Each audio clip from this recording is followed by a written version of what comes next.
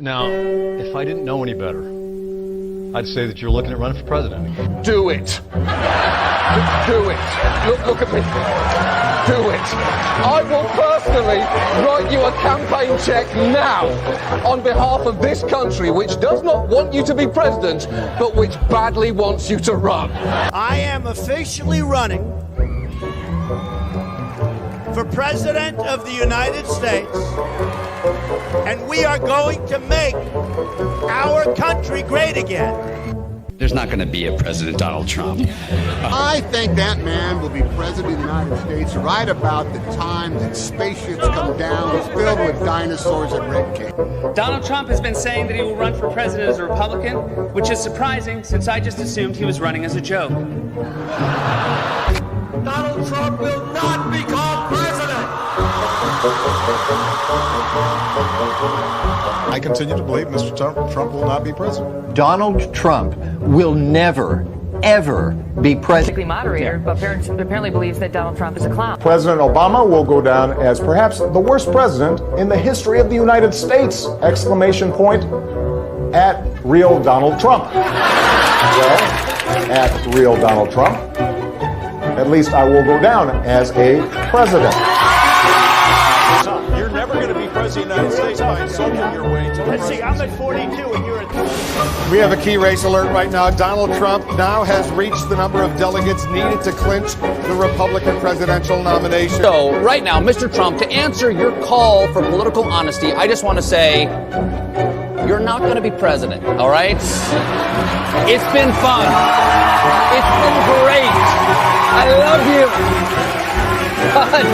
But come on, buddy. Donald Trump, while we project, will win in Kentucky with its 8th electoral vote, in Indiana with its 11th electoral vote, West Virginia, Oklahoma, Tennessee, Mississippi, South Carolina, Alabama, Kansas with its 6 electoral votes, Nebraska with its 5 electoral votes, and Wyoming with its 3 electoral votes, North Dakota with its 3 electoral votes, and South Dakota, Texas, Arkansas, Louisiana, the state of Montana, Missouri, Ohio, Idaho, North Carolina.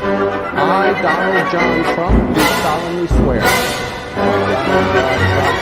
do solemnly swear.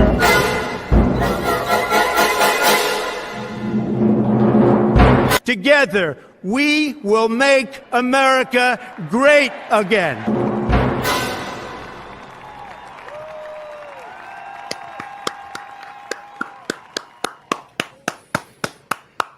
What's going on, everybody? Welcome into Cobra Cast 199. My name is Jeremy Prime, Mage of the 199, and I hope you're all doing well tonight on a Friday. And boy, oh boy, we have a lot to talk about tonight.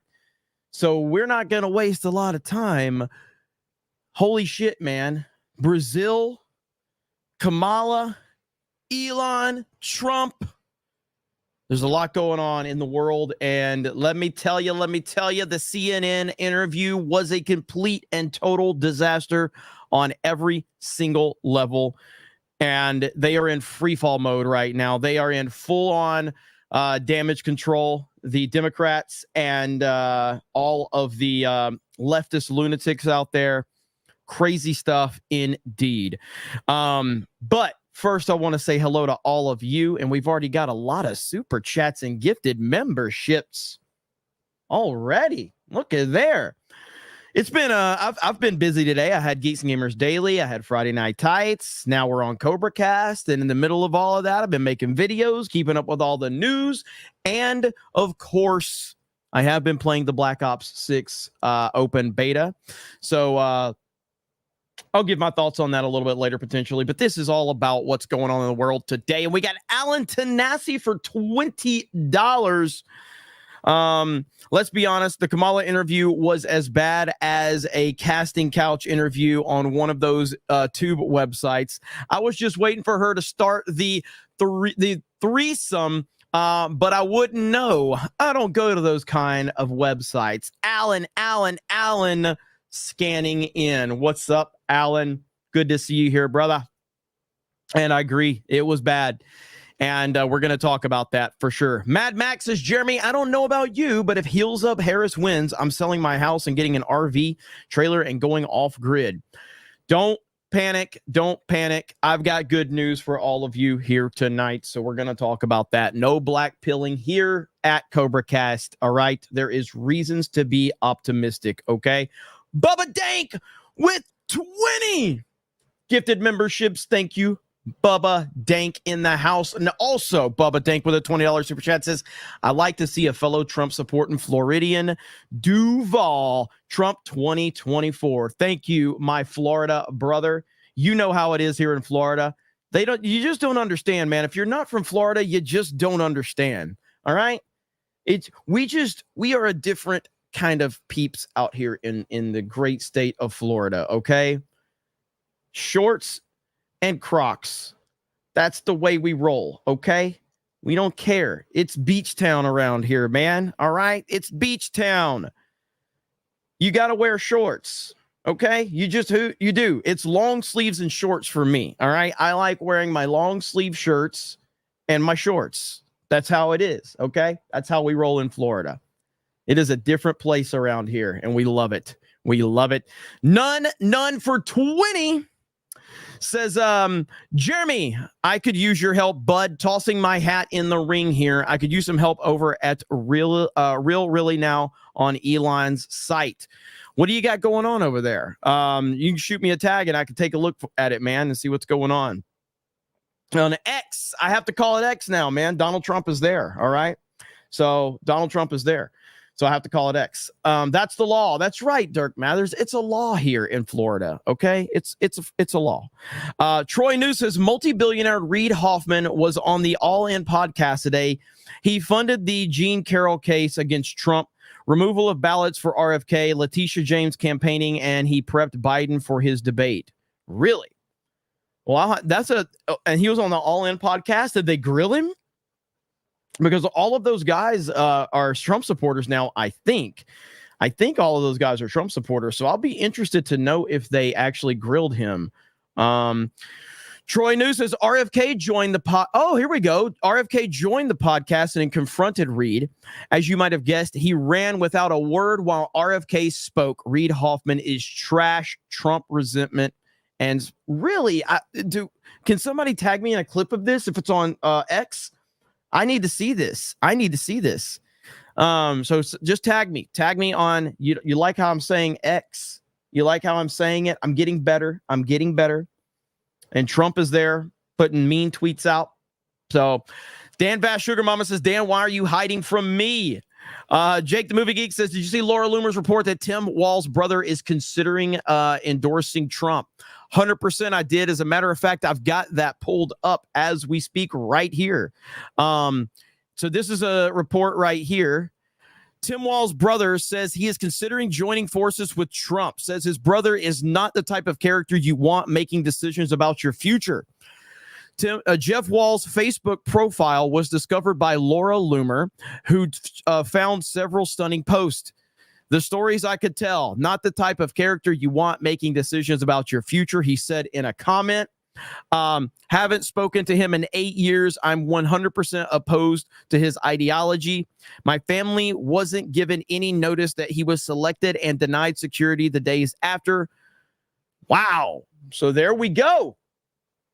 We'll see. Laura Loomer, I like Laura. Laura is a very passionate Trump supporter. She absolutely unapologetically is a Trump supporter. Let me see here. All right. So that's going on. So that's a report that's out there right now. So that's very interesting news to say the least. And it's been a pretty wild day with all the stuff going on social media. Mike says, check out Yellow Flash's retweet. It's an ad for TDS. I think I have that bookmarked. Chris Coran says, Jeremy just got out of the theater seeing Reagan. You and Ryan definitely need to check that one out. Yeah, I've heard good things about it. My boy Willie Will is in the house. What's up, Willie? I see you, Willie. Good to see you, brother. Hope you're doing well. Hope we can keep your mind off of everything going on. So, chat, throw some love Willie Will's way. We appreciate you, bro. Nandy says, surprised that the cameraman wasn't Comrade Kamala's hubby. That's his role most of the time. Yeah, I heard that. Let's see. Slain Hope says, you play in the COD Beta 6 beta this weekend. I will, and I'll be streaming that on D-Day Cobra Gaming. So if you guys are interested to see that this weekend, I will be playing it. I don't know when the beta ends, but yes, I will. A lot of love for Willie Will in the chat. A lot of love. C&D Design says, what up, Jeremy and chat? Kamala emoji for the chat. Hail 199 IDOTS. I agree with Jay. Trump 2024. Look out for Jeremy Prime. We can't really add any more emojis yet because we deleted a couple just so we could add like the IDOT emoji. So we're kind of maxed out. I don't know how many we need, and I'm not trying to grift them by saying that. Although I wouldn't be upset if we got more memberships. I'm just saying I'm not trying to grift them because I don't know the number. So don't think I don't know what the number is, and I don't have Krista here right now to find out. Alan Tanasis has got into a bar fight wearing Crocs one night. Same camo ones you got. Don't recommend. That's awesome. All right. So look, there's a lot going on. There's a lot that we have to discuss. And the first thing we're going to get to, though, just so I can make you all laugh a little bit. Our great 45th and soon to be 47th president of the United States of America has he's got a little impersonation of Elon Musk. With Elon, it's like, well, you know, I'm doing a new stainless steel hub that can get us around the engines much quicker because there's a problem with the type of engine going into space nowadays. And I'm hearing that. And but in the end, I think we can have a good hookup because of the new foils that are coming up. And I'm hearing everything that's going through his mind. But he is like, he's a super genius guy. Oh, I loved with Elon. It's like, that's pretty funny. Hearing Trump try to talk like Elon and how Elon's always talking over his head. That's pretty damn funny right there. Now, at the Trump rally in Pennsylvania, we did have a bit of a crazy situation, okay? And this is Trump derangement syndrome just hitting the next level. We had a crazed protester trying to approach Trump, trying to get to Trump, and he had to be physically taken down by security. This is the video right here. And spoiler alert, he looks exactly like you think he would look. He looks exactly like you think he would look. Since Kamala Harris talking about her.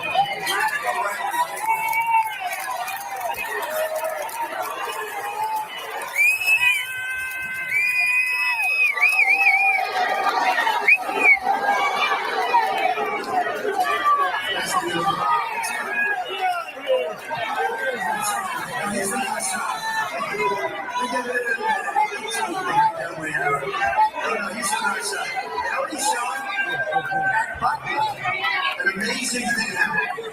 You had two American flags, very far apart, held up, I think, by different cranes. They were very big flags, beautiful flags, and they were waving. And as that horrible event was taking place, the wind blew the flags together, and they formed a perfect angel. I don't know who you had. It was a perfect angel was formed. I'll tell you, a lot of things happened. And there you go, right there. And of course, exactly like you think he would look. Exactly like you think he would look right there. Like, no one is surprised at all. And yes, you should absolutely profile leftist weirdos like this. He looks exactly like you think.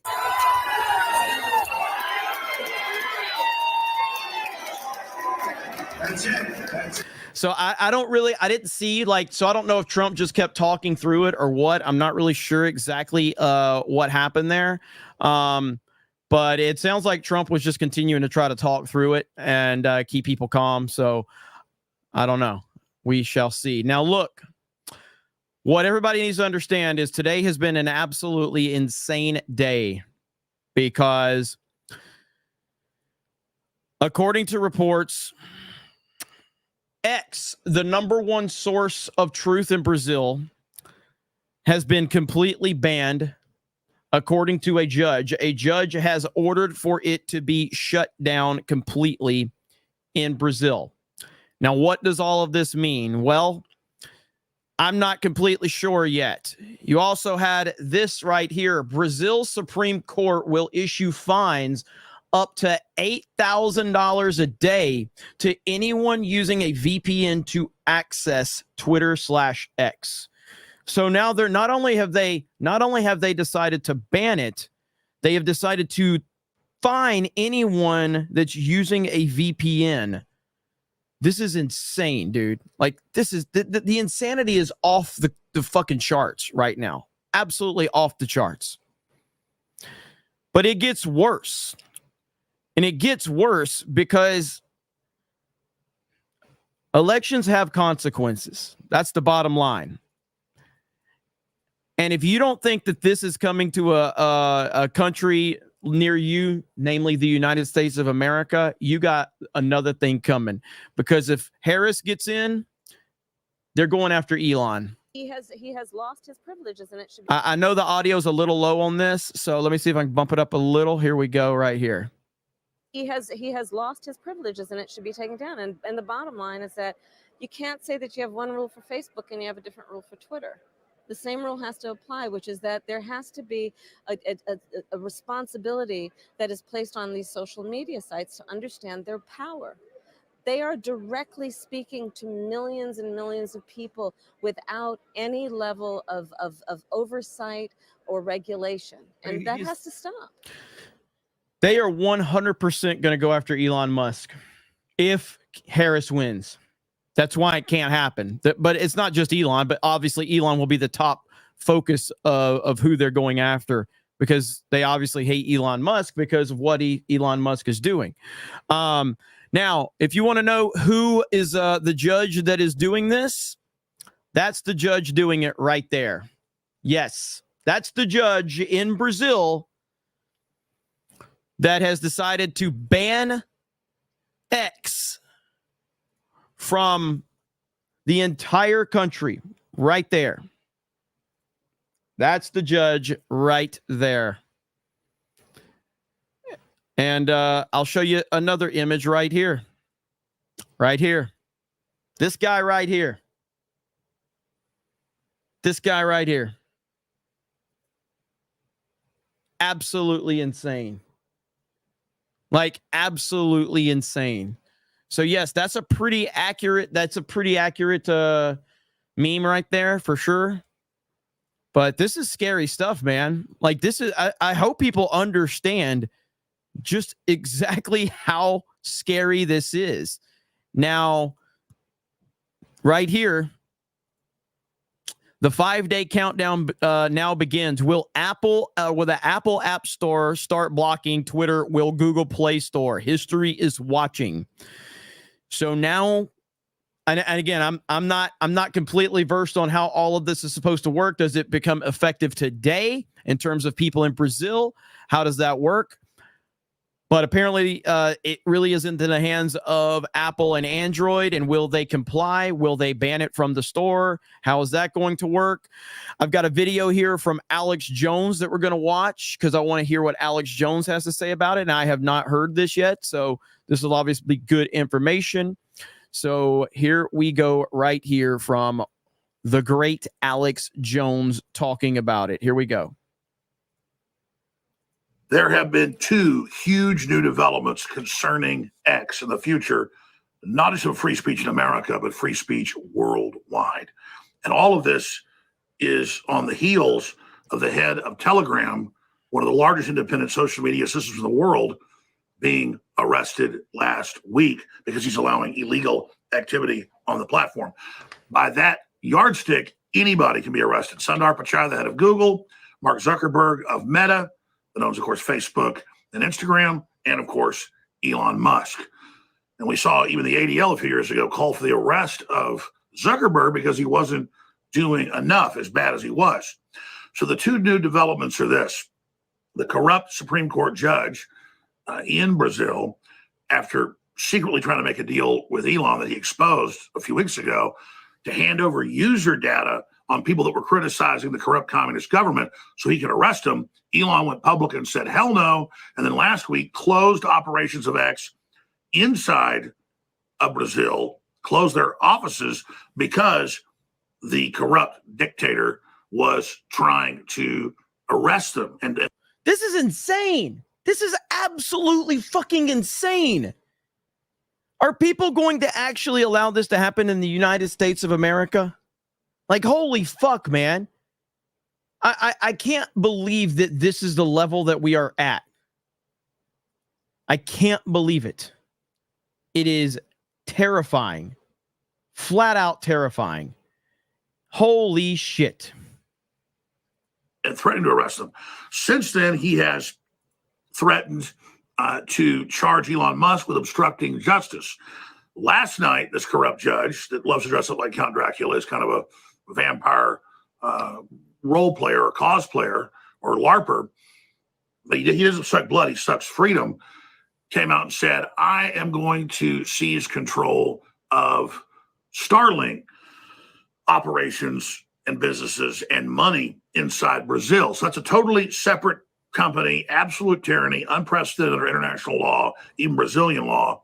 And then now today, they have ordered all of the X information coming into Brazil to be blocked, and they're going to try to block the IP addresses of anything coming from X. People obviously can use VPNs and other systems to get around that, but this is the desperation of these tyrants. It's now come out, what I said years ago was accurate, that the State Department under Obama, and that's really who Biden is, the third Obama administration elected, had the CIA and State Department involved with special voting machines to help the new communist leader be able to steal the election, stay in power.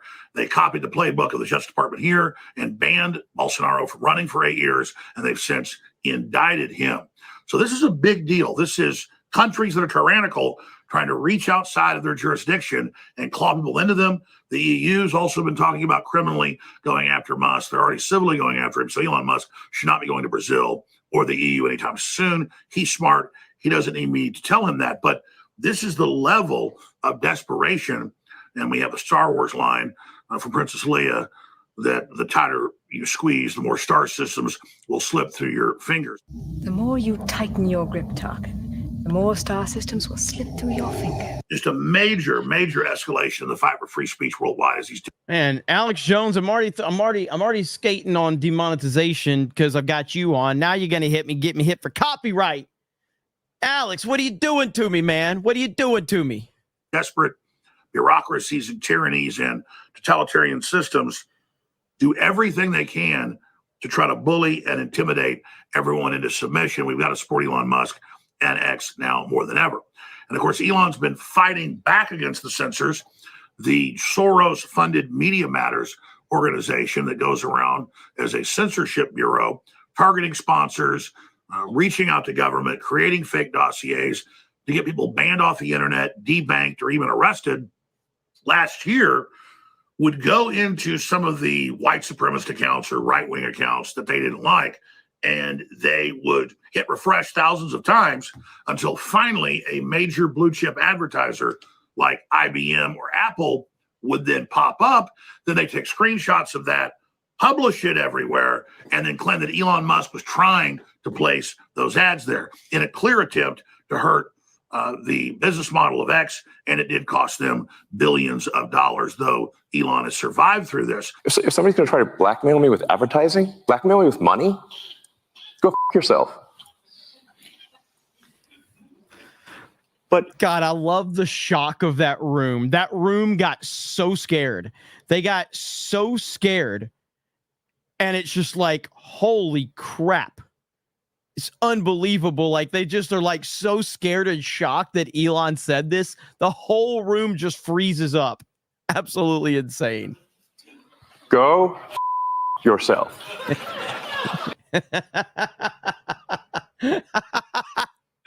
I just love it. Like, hang on. Elon has survived through this. If somebody's going to try to blackmail me with advertising, blackmail me with money, go f*** yourself.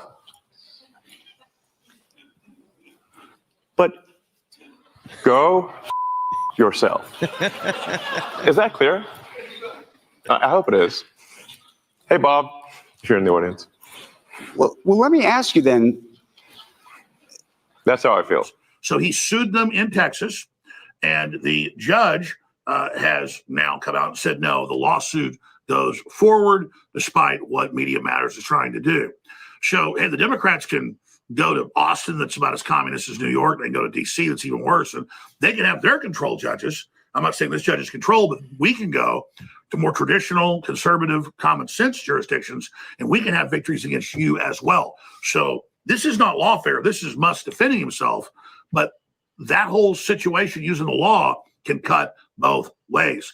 And the Democrats and the deep state and the leftists worldwide never really think second, third, fourth order of what will the effect down the road be of what they're doing. They just think of the immediacy of what they're up to, like indicting Trump and all the lawfare and trying to kill him. It all backfired. And so it's the same story over and over again. But tyrants always think they're different than the last tyrants. That's very true. That's very true. This is why they can't get out of their own way with the Trump stuff. Every time they fail, every time they try something and it backfires, they think the next thing is going to be effective. Well, the next indictment's finally going to take him down, or the next indictment is going to finally make this guy back down, because they're used to their intimidation tactics, making people back off. They're used to that. And it's no coincidence that the two most famous and most influential people in the world now are fed up with this bullshit in Donald Trump and Elon Musk, and they're standing up against it. And they are pretty much Superman and Batman of this situation right now. That is what's going on. And the backfiring will continue, because the threats and the targeting of Trump will continue, and it will backfire. They always think this time it will be different and they're going to succeed. The problem is there's nuclear weapons now and bioweapons. And the problem is the mistakes of tyrants won't just destroy a civilization or knock it back into the Stone Age for a while, and then life slowly creeps back up and civilization slowly grows again. If these major mistakes continue on and the arrogance and hubris of the ruling class continues, who feel through their law firms and bureaucracy that they're above the law and that they are immune from any consequences, then by simple deduction, historically, this will lead to total war, conflagration, and potentially the end. What does this mean? But if Elon owned TikTok, Trump would want to ban him. The fuck does that even mean? Do you know what that means? Does anybody understand what that means? I mean, I know you're just like foaming at the mouth with your TDS. I get that. But I'm just like, the fuck are you talking about? Like, do you think before you type, or do you just like type your TDS while foaming? Because Trump supports banning TikTok? Where the fuck have you gotten that from? Are you listening to headlines again? Trump wanted TikTok banned from government devices. He was never for a full-on ban of TikTok. God, people are so fucking retarded. Of the human species on this earth and most life on this planet.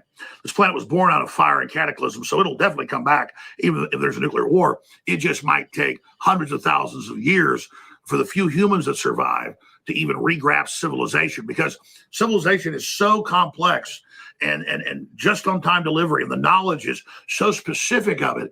And so many people today don't even understand basic metallurgy or farming or the basics of what let humans form agrarian societies 20,000 years ago, and then the first little towns and then city-states in the last 6,000 years. That base of knowledge is gone in 90+% of people. So there is a cataclysmic nuclear war. Most estimates are about 5 billion will die in a full nuclear exchange, and then from starvation and war and roving bands and road warrior type scenarios, it can be up to 8 billion. So you have about 500 million people left here on the planet. And then, of course, they're going to have a really, really hard time reconstituting anything close to what we've had. So there's been a lot of speculation about ancient civilizations. There's evidence of those. And, there's the fables and the legends of Atlantis and high technology and a huge explosion, and it was destroyed. But whether that exists or not, we are certainly approaching that Atlantean moment right now. So free speech is critical. That's why it's first the Bill of Rights. And of course, the Second Amendment is there to defend it, as Elon Musk pointed out last week very astutely. And if we don't have free speech, we don't have any of the pillars of checks and balances to stop the megalomania, the delusion, So that's the gist of it right there. Obviously, we love Alex Jones. Hail Alex Jones. But this situation is only going to get significantly worse. And this is why we have to vote. And we have to vote for Trump. If, of course. Hang on a minute. So, I'd just like to show people something real quick because well, hang on. Let me see.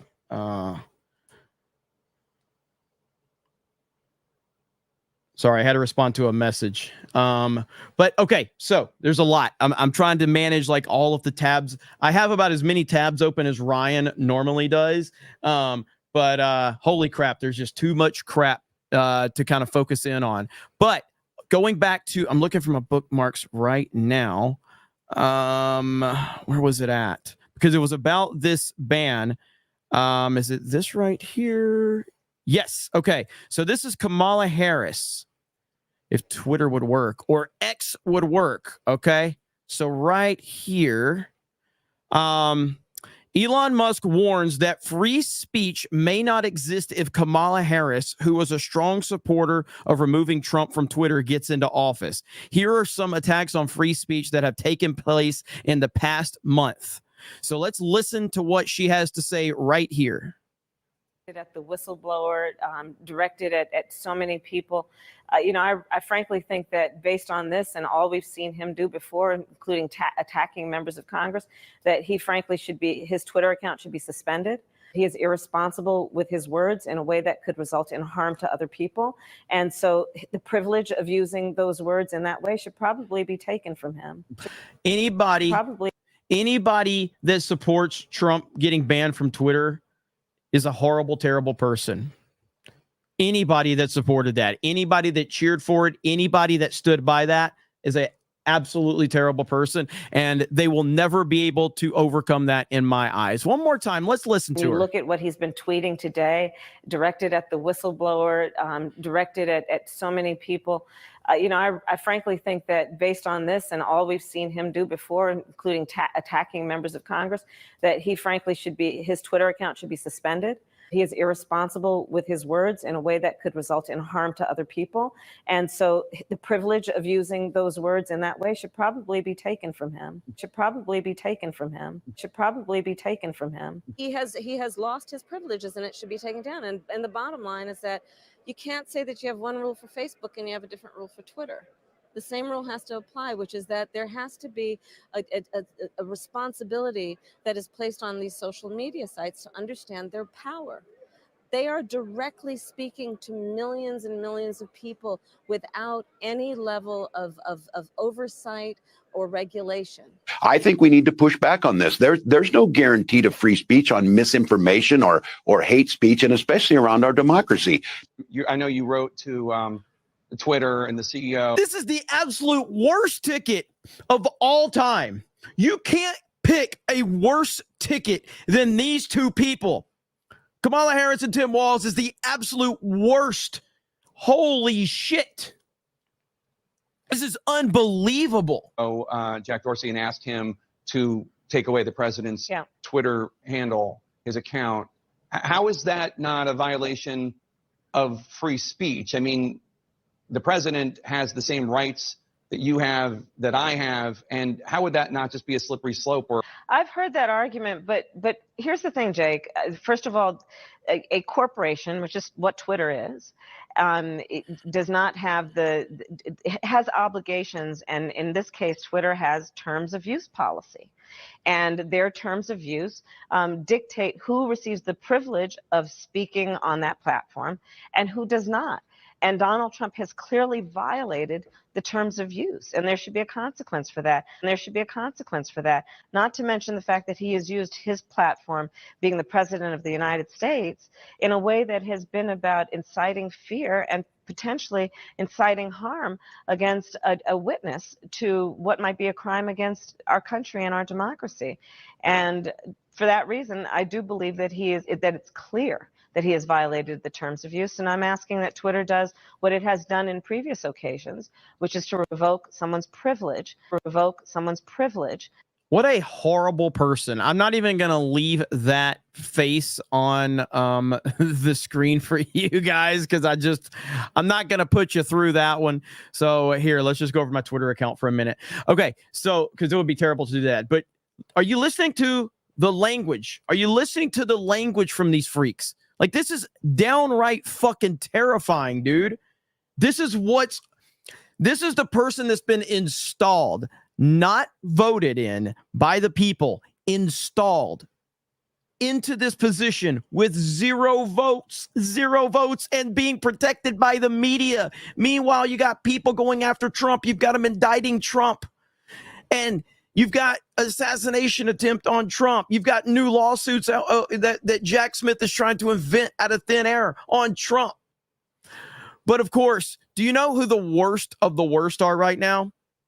Shockingly enough, the worst people right now at this particular point in time, DeSantis Republicans. They are the absolute worst. DeSantis Republicans are absolutely unhinged beyond belief because they're still coping with the fact that DeSantis didn't win.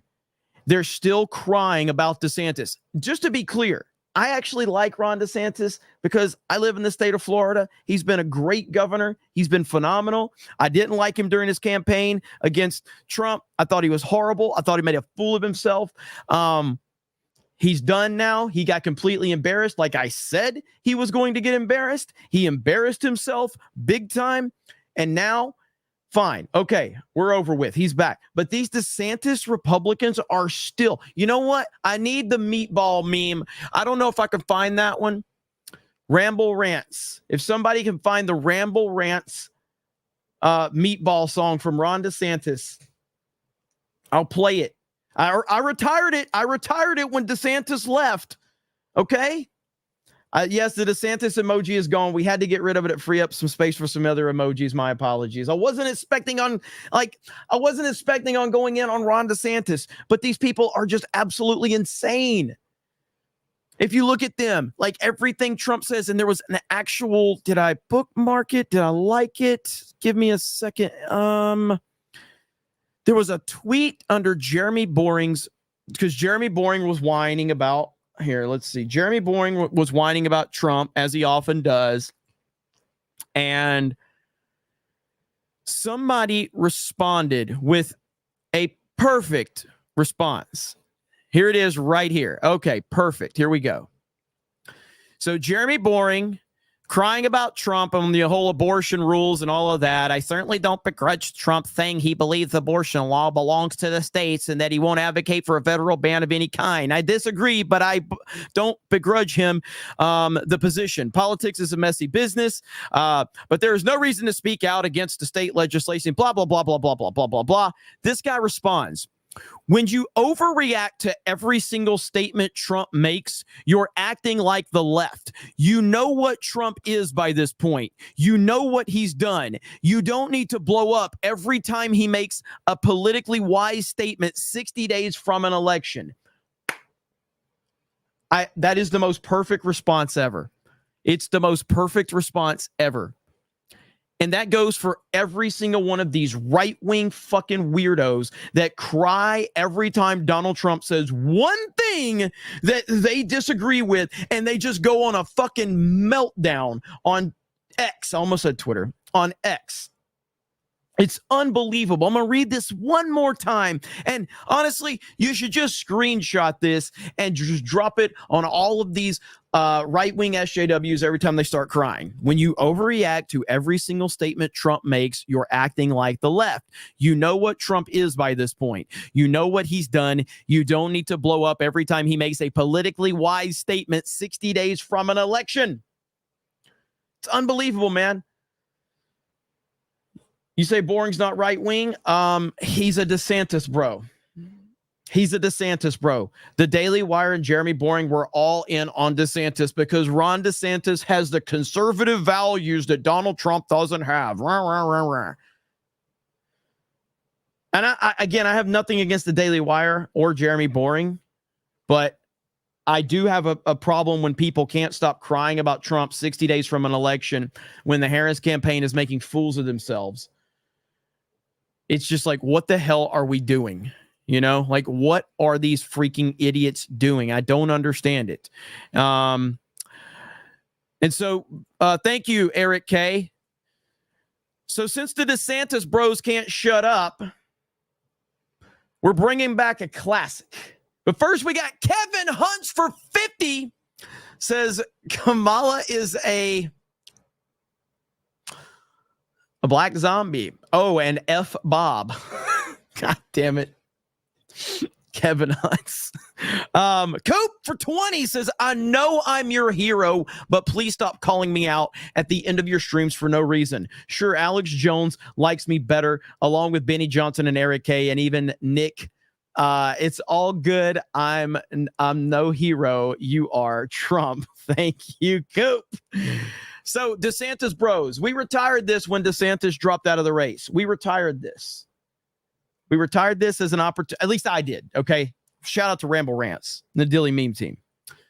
But since you guys want to keep running your mouth,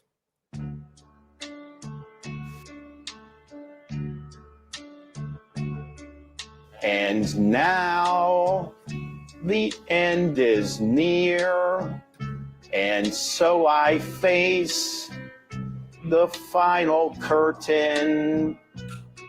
My team, they made things worse. It's like I'm cursed, and now it's certain I ran the worst campaign. Dorky and weird, awkward and small, and more, much more than this. I was a meatball.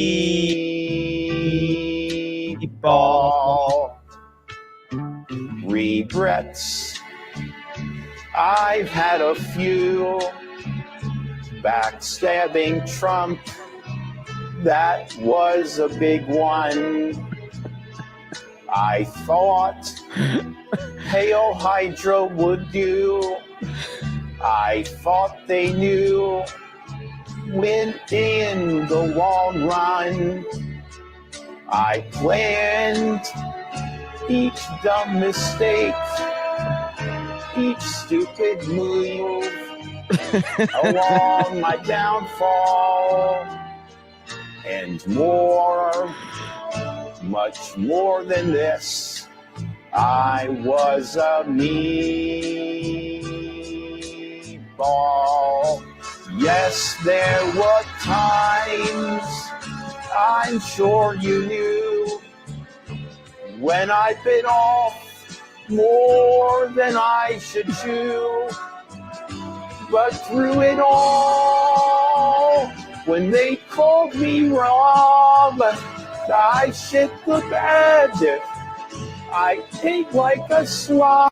Chad, we know you're a DeSantis fan, but it's a funny video. Laugh. This is the problem with DeSantis fans. Fucking laugh. Fucking laugh at memes. Memes are funny. Jokes are funny. Holy fuck. High heels and all, and 5'6" tall. I was a meatball.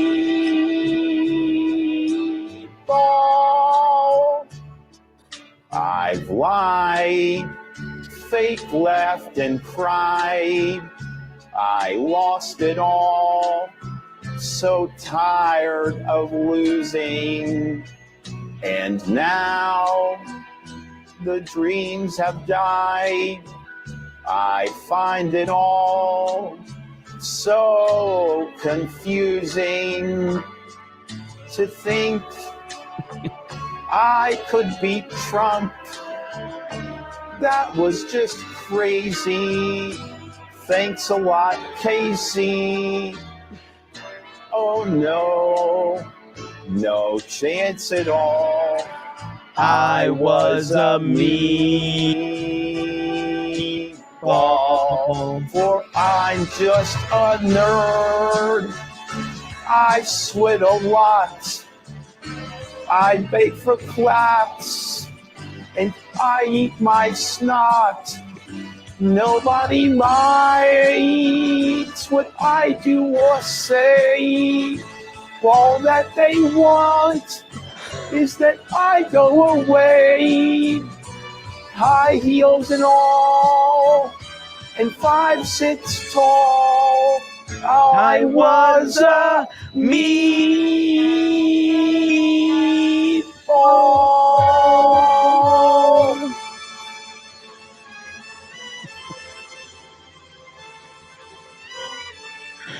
I actually like that song a lot. So, and again, it's no disrespect to Ron DeSantis. I am from the state of Florida. I like DeSantis. I also like my friends, and I talk a lot of shit about them too. The DeSantis people, Ron in particular, they need to laugh at themselves, okay? They need to laugh. Now, the reason I play that is because the DeSantis fans can't shut the fuck up about Ron DeSantis. Even though we're 60 days from an election and the two people that we need to focus on is Donald Trump and Kamala Harris, you have the DeSantis fans that just will not shut up about DeSantis. They keep crying about him. They keep whining about him. They're obsessed with him because Trump says one thing that they don't like. Those are the most dangerous people right now, 60 days from an election.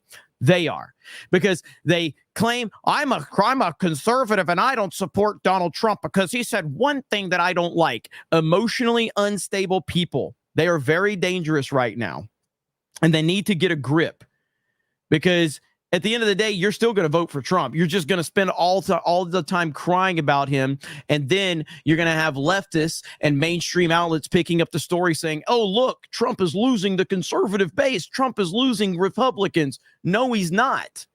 No, he's not. He's losing emotionally unstable DeSantis weirdos who are still going to fucking vote for him, but they can't stop crying and whining about him because he says one fucking thing that they don't like. I'm sick and tired of these people. So again, I like Ron DeSantis. I'm over the election stuff. He has been a great governor in Florida. And he did fully endorse Donald Trump. He was at the RNC. I don't think he actually likes Donald Trump, though. But he did endorse Trump, and he did show up at the RNC. So I'm okay with that. That's all I care about. All right. So I want to show you guys this really quick because... geez, shit just continuing to get out of control. Thank you to Drunk 3PO for telling me about this. A German court has ordered that this podcast has to delete an episode where the host referred to a balding trans-identified male by he, him pronouns. What? What? Are you kidding me? No, I'm not, unfortunately. This is our reality right now if Harris gets in. This is our reality if Harris gets in. And that's what everybody needs to understand right there. This is insane. This is insanity. What are we talking about? Good Lord, man. Yeah, I'm blown away by this. The world is finished. I agree completely. Like, think of, like, 10 years ago, if this would have happened, think of how much you would have been like, that's not possible. You're just a conspiracy theorist. You're just a conspiracy theorist. There's no way that's happening. Well, it is happening. It is happening right before our very eyes. The Telegram CEO has been arrested. They are targeting Elon Musk right now. It's bad. Okay. Now, do you want to live in a world where you get fined for referring to an actual man as a man? Or do you want to live in this world right here?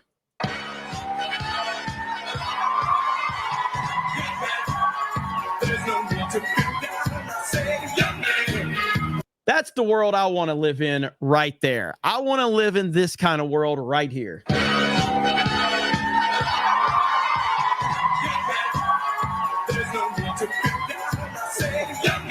That's awesome right there. I just saw that on my feed. Literally just saw that. Fantastic.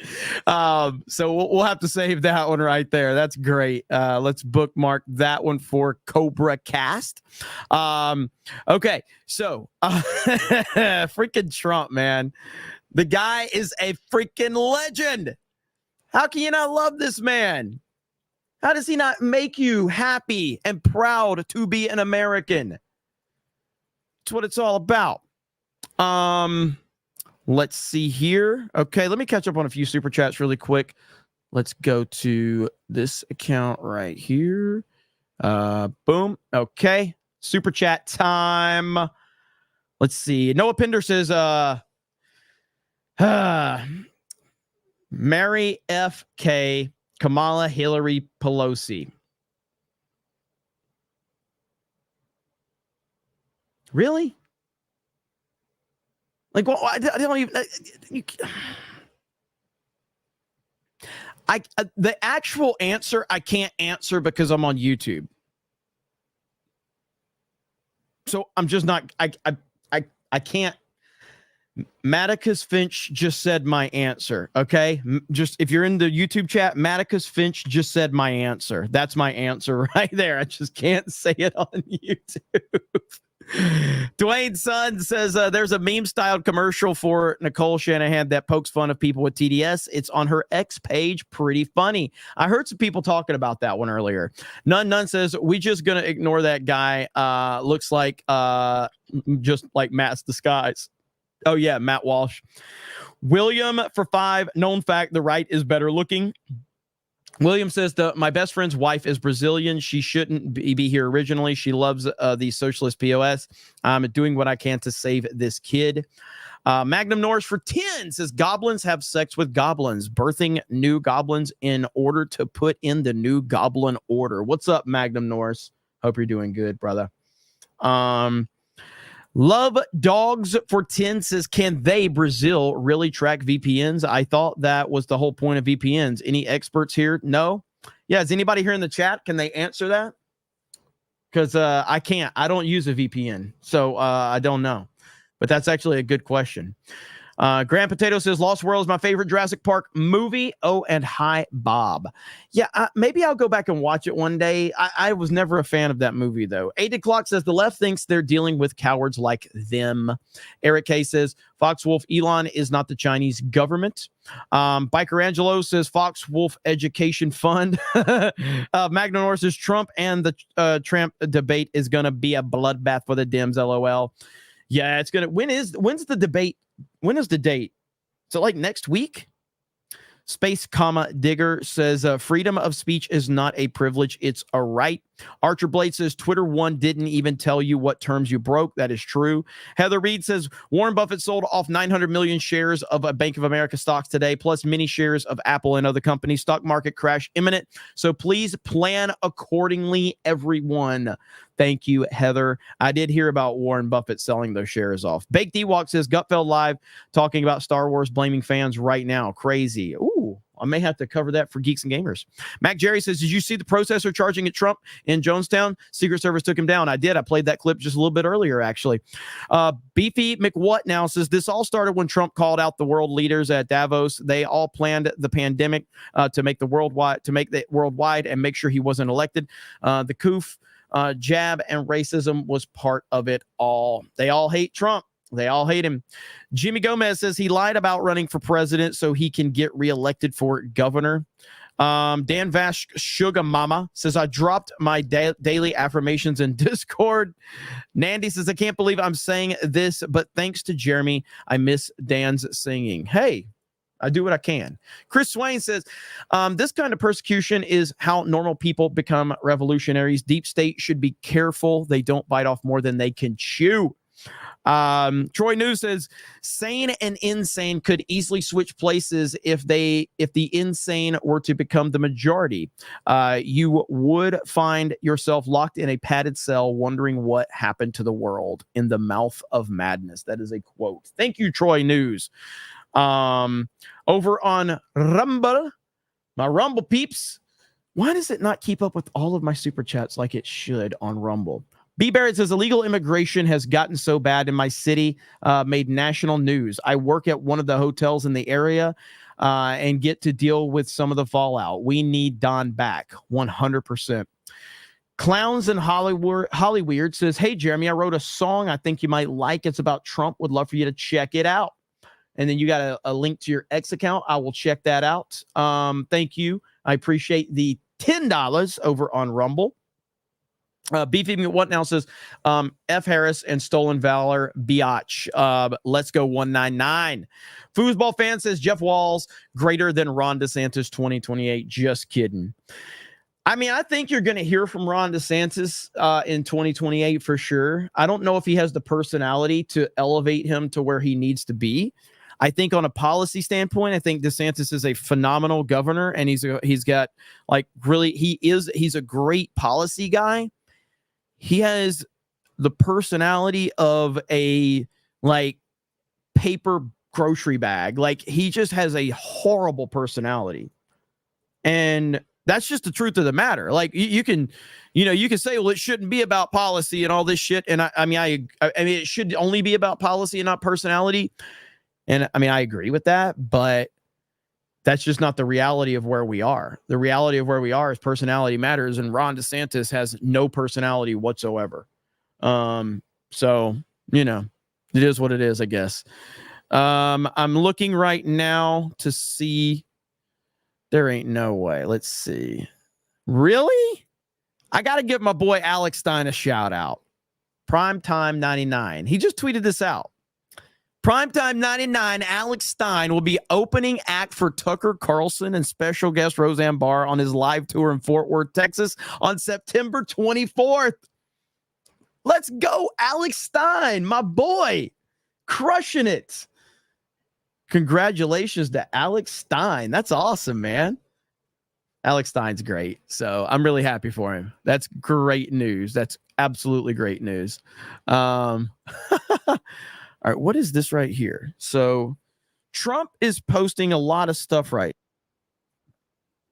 Yeah, I can't play that. That's like that's got too much music in it right now. Let me show you guys something really quick I wanted to react to. Do you say Gutfeld is talking about Star Wars fans right now? I really want to check that out if he is. I really, really want to see that, but I'm not going to be able to pull that up right now. Is it live right now? What up, Celluloid Dream with a proper one? Oh, never mind. It's just a 199. I thought you actually sent something nice for some. Whatever, Celluloid Dream. I'll accept it. Celluloid Dream. That was mean. I shouldn't have done that to Celluloid Dream. I shouldn't have done that. That was mean. You know what, Celluloid Dream? I'm sorry. I'm sorry, buddy. You're a good guy. He said, bruh. He said, bruh, I gave you money. Hail Celluloid Dream. I appreciate you, man. Hey, look, this is a cool story right here. And listen, I kind of, you guys know, I'm very much like, I don't like it when people have TDS. I think TDS is almost certainly a situation where it can't be cured. But in some situations, there are miracle cases. And we have a miracle case right here that I ran across. Here we go. This is back in 2016, I used to be a never Trumper. I honestly didn't know why. I even streaked the NBA finals with Trump sucks written across my chest. Living in LA had me brainwashed, believing he was racist. Now I fully endorse Trump to be the next president of the United States. He is the only man capable of the job. Strong borders, low crime, and a surging economy is what we need. Don't be afraid to speak your mind. Vote Trump 2024. That is what's up. That is awesome. Round of applause for this guy right here. That is huge. And I said it, impressive, respect, Trump 2024. So that is crazy. I'm so happy to hear stuff like that. That is called a redemption arc. 100% that is a redemption arc. Kevin 450. Oh my God, I got to pre-read this one. Let's see. You see Bill Gates dropped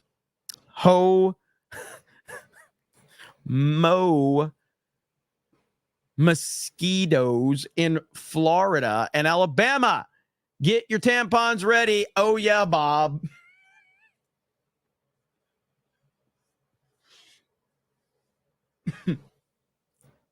I read it and I deserve credit for that.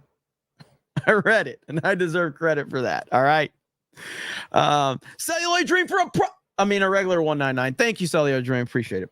I thought it was a proper 199, but it's okay. No problem, man. I appreciate you, Celluloid Dream. I appreciate it. Ben Giles says, did you see Loomer's post about 3 hours ago about the New York National Guard being housed in New York City to prep for Trump's sentencing? Jason Goodman replied with a video of it. I'm glad you brought that up. Let me pull that up right now. Loomer. I'm just picking on you, Celluloid Dream. You know I love you. You know I love you. He's really mean to me, though, but that's okay. All right, Laura Loomer. I'm on her Twitter account, her X account. And there's a lot of crazy stuff going on right now. Okay, that was an hour. You said so about 3 hours ago? I'm looking now. Here we go. Okay. Scoop. A federal law enforcement agent has just told me that the New York State National Guard has started staging guardsmen in hotels around the New York City courthouse where President Trump is going to be sentenced on September 18th, as they are expecting that Trump will be taken into custody and sent directly to Rikers Island by Judge Juan Merchan. Holy shit. Holy shit. Do you understand?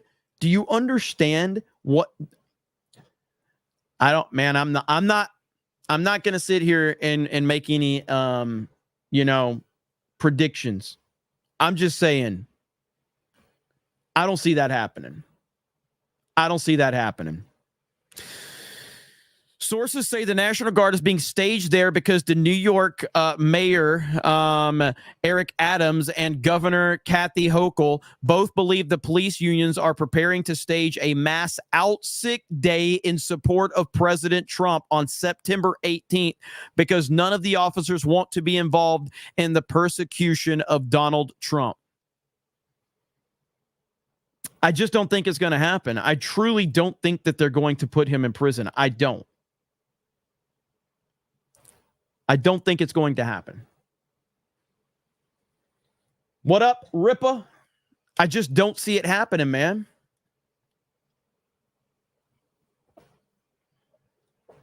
I think that they want to, but I just don't think they're going to, man. That is a crazy story, though. That is insane to even think about that. There was another video that I need to pull up really quick. Laura Loomer does great work, though. I like Laura Loomer. I know she's not everybody's cup of tea, but I like Laura. I think she's cool. You know who else is cool? Do you know who else is cool? Ladies and gentlemen, I think you're going to be excited about our the next appearance here. Here we go. Ladies and gentlemen, I don't know if you saw her on CNN, but let me be very clear. I am an American woman. I am a MAGA woman, and I don't need a man standing next to me to get up and speak.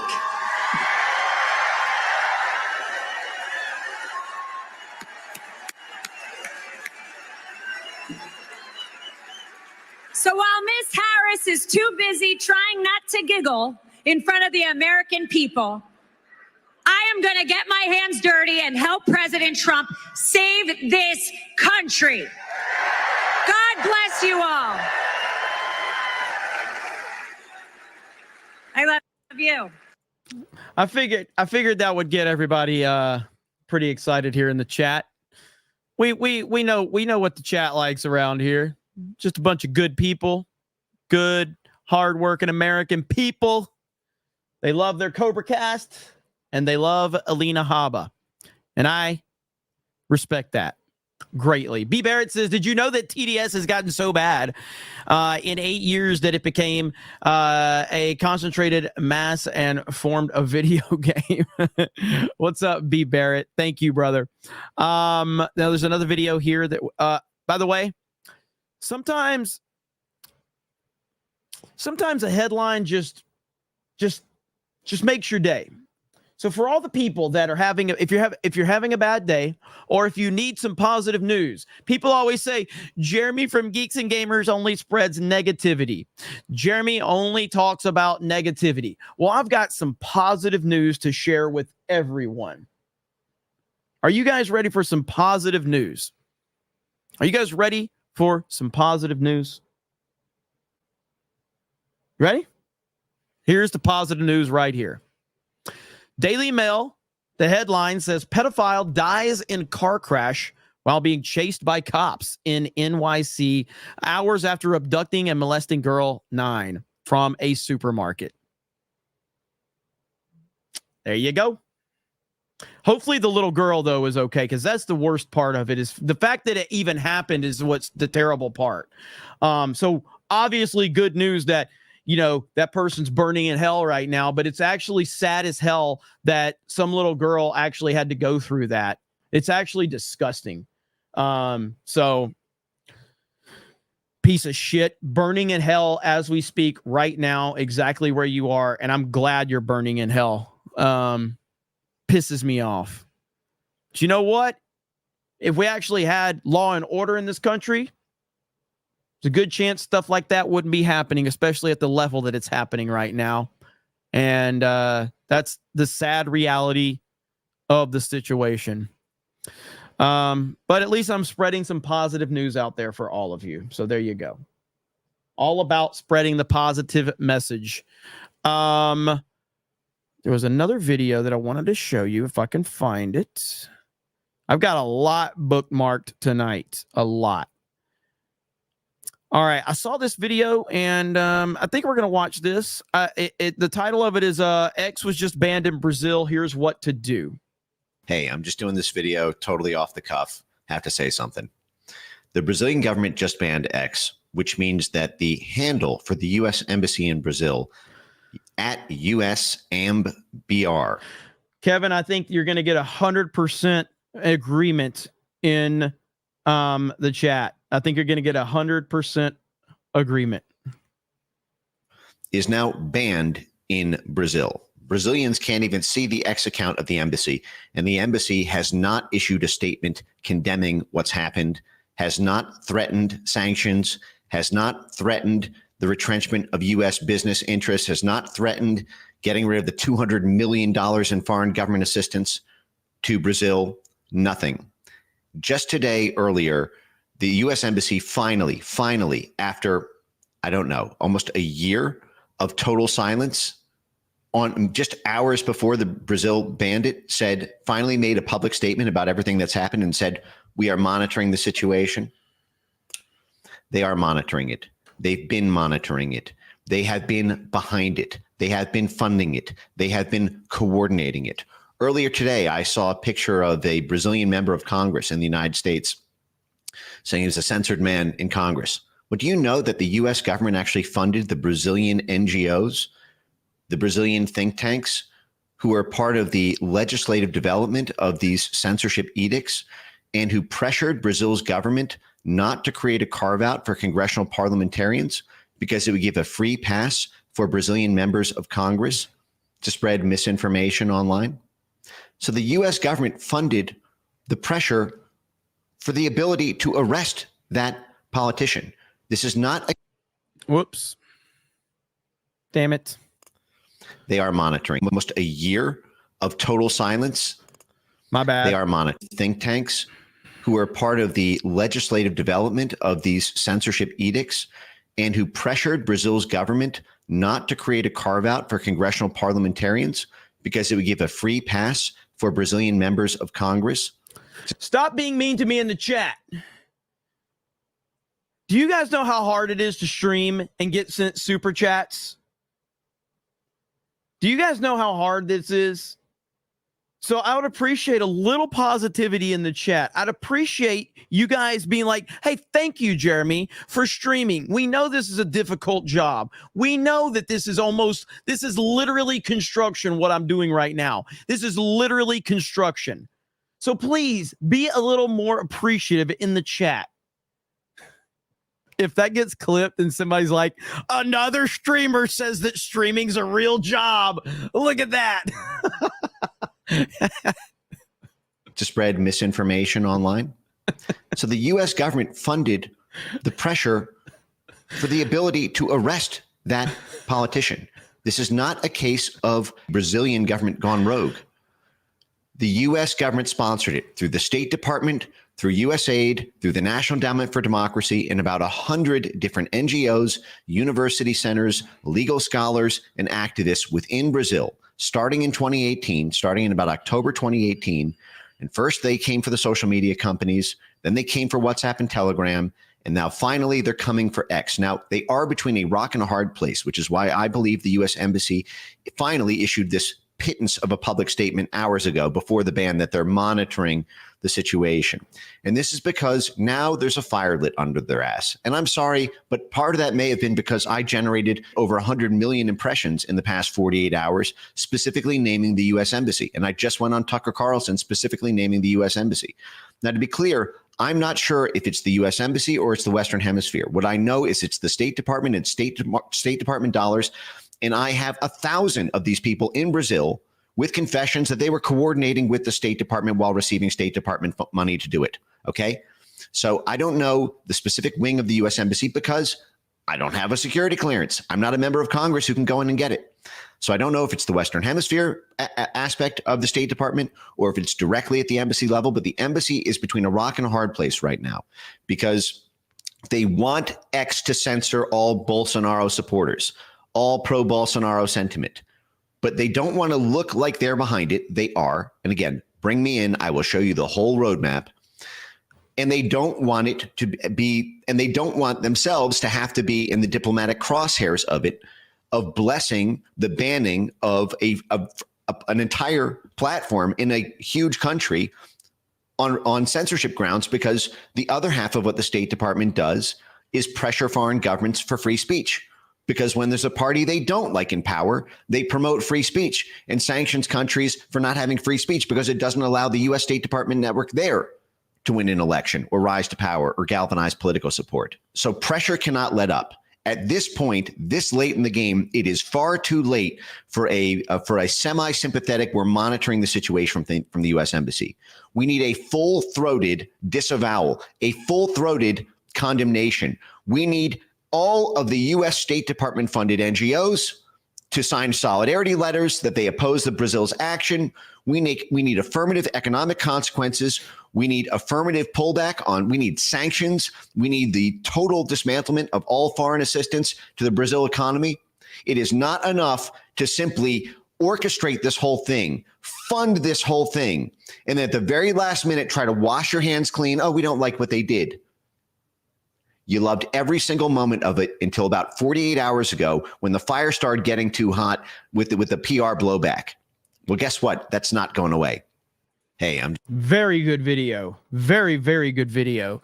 And I retweeted this earlier from Clay Travis.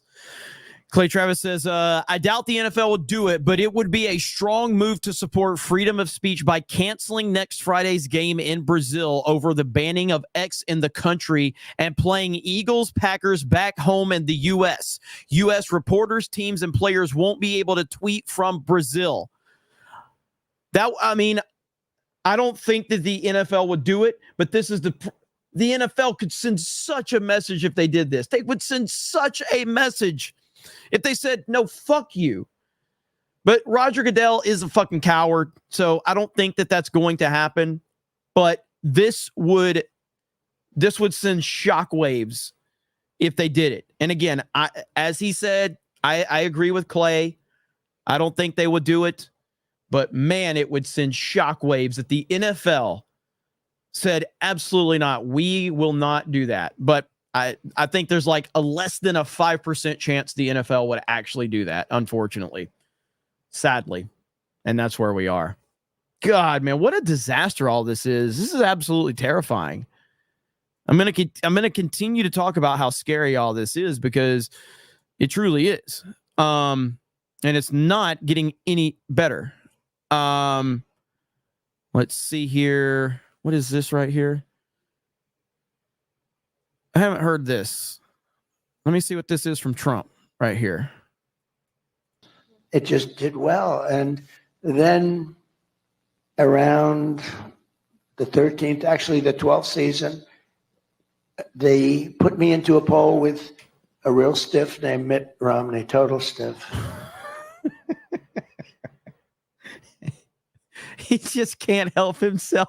He can't help himself but the insult, and I love it. This guy's bad news. He's worse than a rhino. And he was running, and they just put me into a poll. I think it was NBC, and I was watching Meet the Press actually, and with Sleepy Eyes Chuck Todd. Did you ever hear of him? He's a sleepy guy, isn't he? Sleepy Eyes. Another beauty. So they put me into a poll, and in the poll, I go to number one. I'm rated number one. Romney's a distant second or third. And I was in various polls, and I kept saying, I'm always like rated number one. And I wanted to get out, but I couldn't get out of the contract because I had an apprentice. Plus, I had 2 buildings that I was finishing. I wanted to get them finished. Not good when you don't finish them. Rely on somebody else you don't want to do. But I said, maybe if I have a chance, I'll do it the next time. Dude just like takes so many shots. I love it, dude. As a matter of fact, I did like a couple of videos. That's right. I liked a couple of videos yesterday that I wanted to go back to because, yeah. So here it is. The video was Donald Trump's top 20 insults. And I'm like, well, that sounds like a good video. So is this it right here? Okay, so, all right. So it's Donald Trump's top 20 insults on YouTube. And I haven't watched it, but I liked it because I was like, I need to go back to this. Politicians are all talk, no action.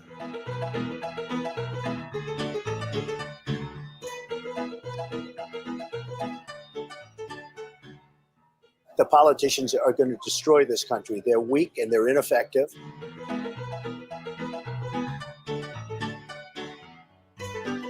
I watch as politicians are trying to claim that, and that's okay with me. They're all talk, no action, so they won't do anything anyway, just so you understand. I've watched the politicians. I've dealt with them all my life. They will never make America great again. They don't even have a chance. They're controlled fully by the lobbyists, by the donors, and by the special interests.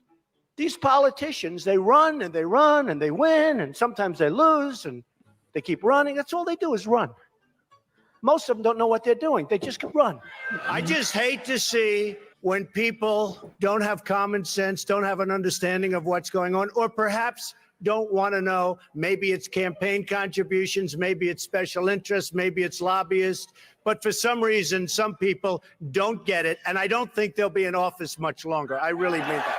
We have very stupid people in our country negotiating for us, and we have leaders that don't know what they're doing. I respect Mexico, but their leaders are too smart for our leaders because we have stupid leaders, okay? You know, free trade, I believe in it. Totally.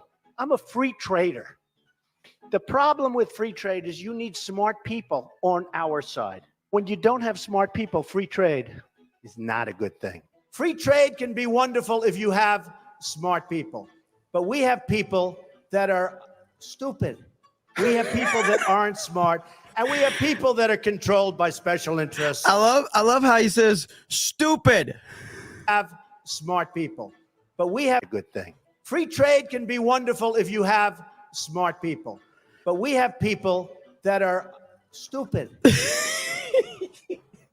We have people that are stupid. Holy crap. We have people that aren't smart, and we have people that are controlled by special interests, and it's just not going to work. You can win against China if you're smart, but our people don't have a clue. We give state dinners to the heads of China. I say, why are you doing state dinners for them? They're ripping us left and right. Just take them to McDonald's and go back to the negotiating table. Seriously. Somebody's doing a bad job. It's corruption. It's massive corruption. It's massive incompetence. And the people are really being treated like third-class citizens.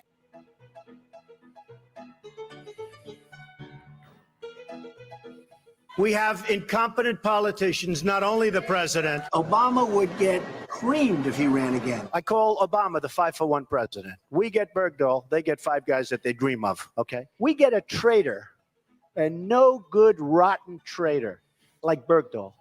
And they get 5 killers that they most wanted in the whole world who are right now back on the battlefield trying to kill everybody, including us. Our president doesn't have a clue. He's a bad negotiator. I think they made a mistake, but not with Obama, because he's weak and he's ineffective and he's not respected. When President Obama was elected, I said, well, the one thing I think he'll do well, I think he'll be a great cheerleader for the country. He's not a leader, that's true. You're right about that. But he wasn't a cheerleader. He's actually a negative force. He's been a negative force. Oh, Lindsey Graham. You have this guy, Lindsey Graham, a total lightweight. Here's a guy in the private sector, he couldn't get a job, believe me.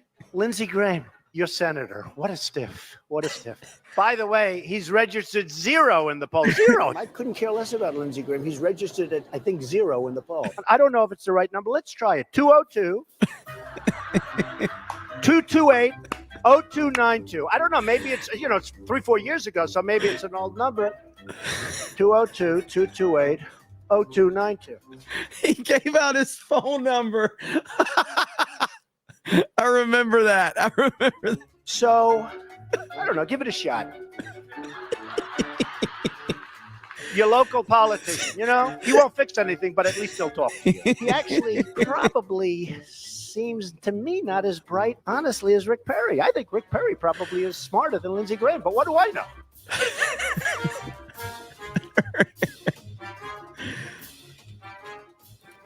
I see Rick Perry. I'm gonna be honest. I really thought Rick Perry was actually, like, in the beginning when Rick Perry and how the media was kind of rallying around Rick Perry, I felt like he was going to be like the Republican darling, but he was so incompetent that fell apart really quickly. The other day, he put glasses on so people will think he's smart. And it just doesn't work. You know, people can see through the glasses. But Rick Perry, honestly, I don't think he even understands what it means. I tweeted that Rick Perry should have to have an IQ test before getting on the debate stage. I think Rick Perry did a terrible job as the governor of Texas, where the border security was terrible.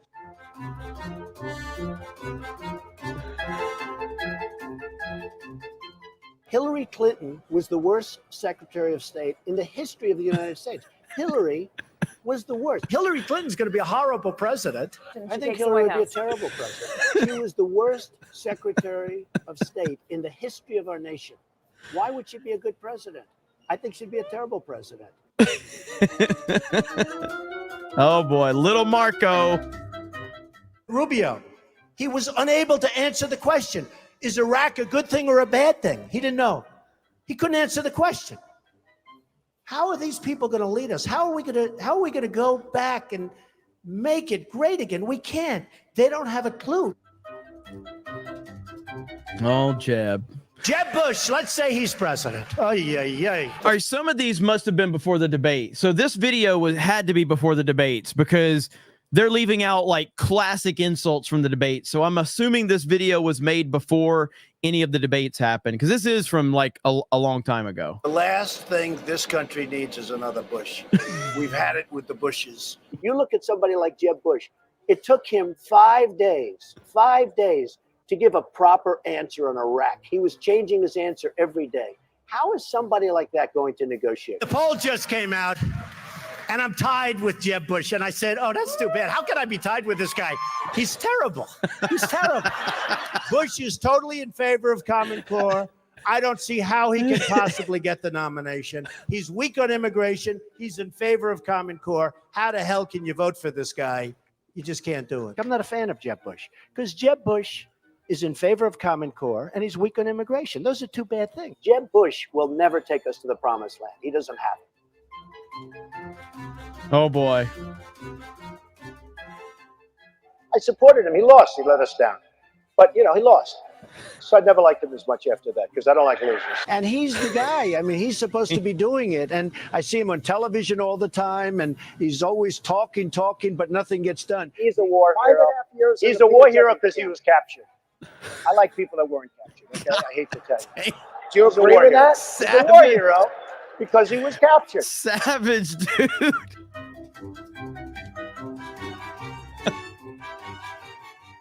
%60–70% of the political media is really, really dishonest. Because the press are liars. They're terrible people. They're terrible people. The press is very, very dishonest. And I think people are wise to the press. Because those people, many of them, not all, some are great, but many of them are very dishonest people, meaning the press. Very dishonest. Very dishonest. The people don't trust you, and the people don't trust the media. That there are, for immigrants on the whole, Come on, try getting it out.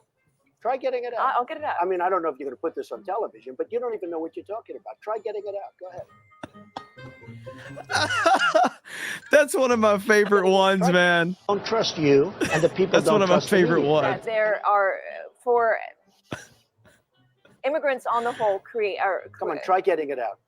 Try getting it out. I'll get it out. I mean, I don't know if you're going to put this on television, but you don't even know what you're talking about. Try getting it out. Go ahead. Reverend Al is a con man. You know, tells people I'm going to pick at you if you don't give. I mean, this guy is a con man. How stupid are our leaders? How stupid are these politicians to allow this to happen?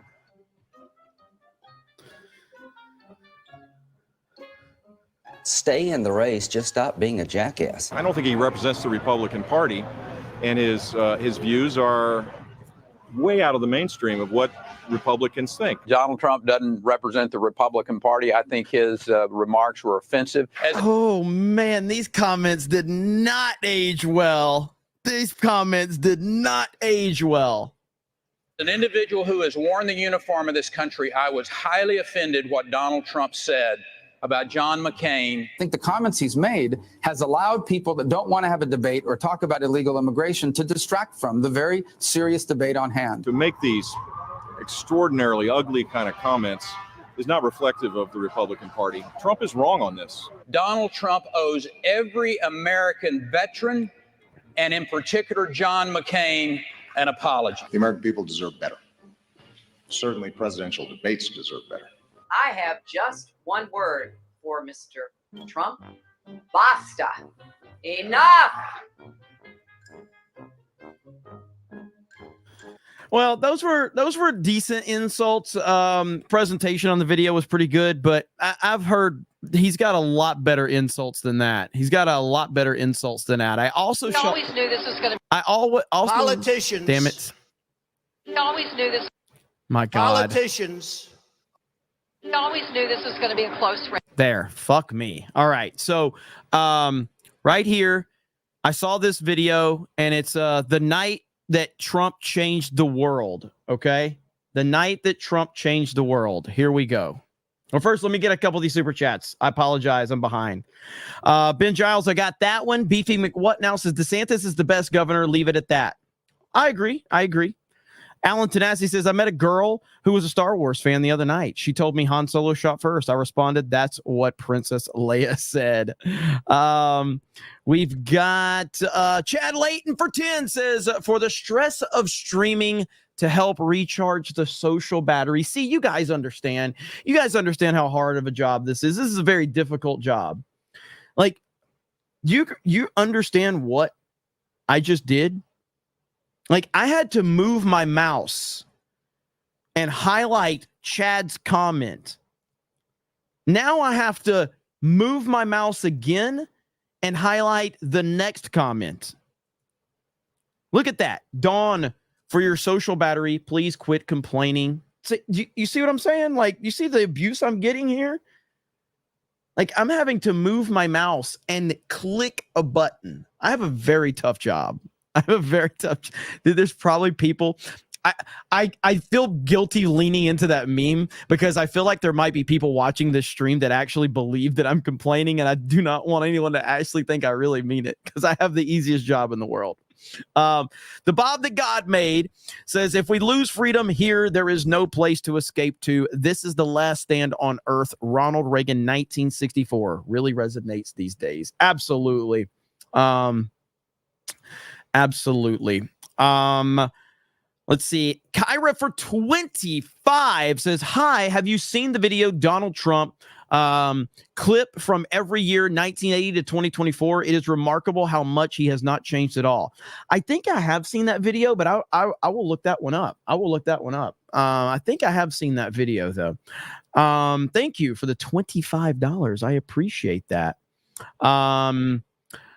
Piano Dean says, Ezra Miller on why he hated the Christopher Reeve Superman story. Superman can run just as fast as me, and Chris never let me forget it. That's not what I call a super friend. Is that like you just making that shit up, Piano Dean? I don't even know. The abysmal critic. Cut it out, guys. Jeremy is mentally slow. He can't handle the stimulation of running the stream, listening, and reading at the same time. That is true. You guys understand how stressful it is to read super chats? It's very tough. Why does Jeremy repeat everything twice?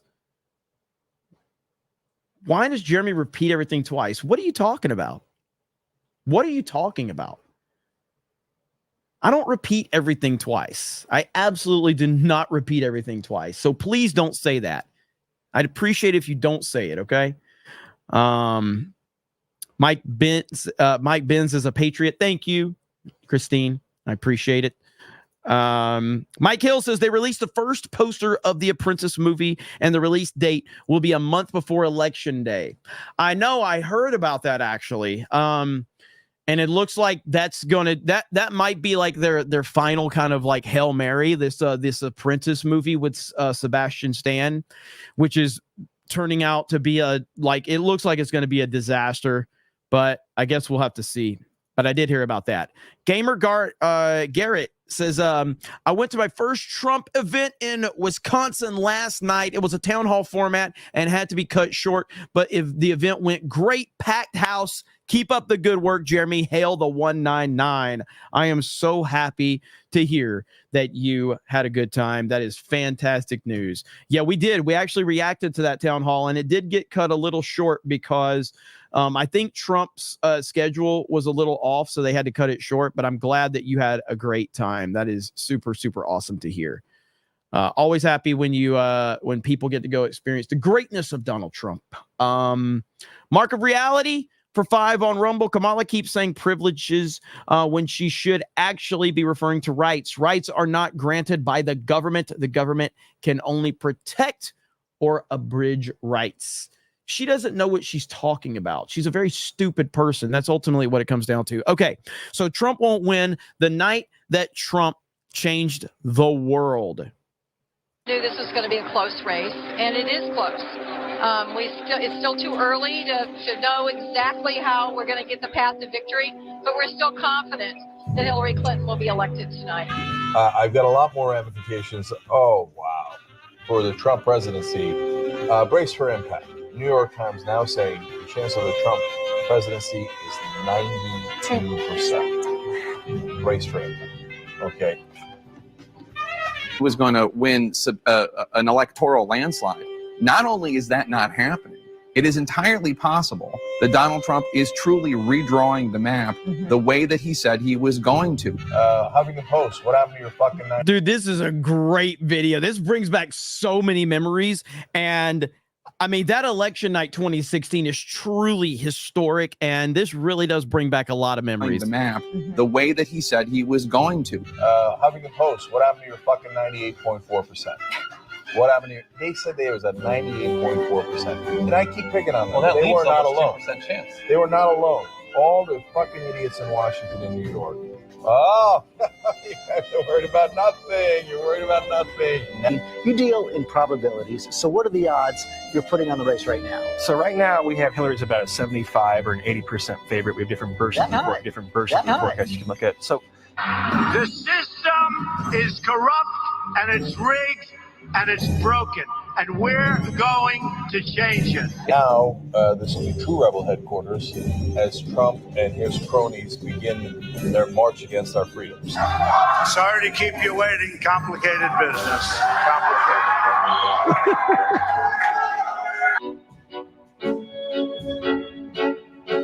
Everybody should head home.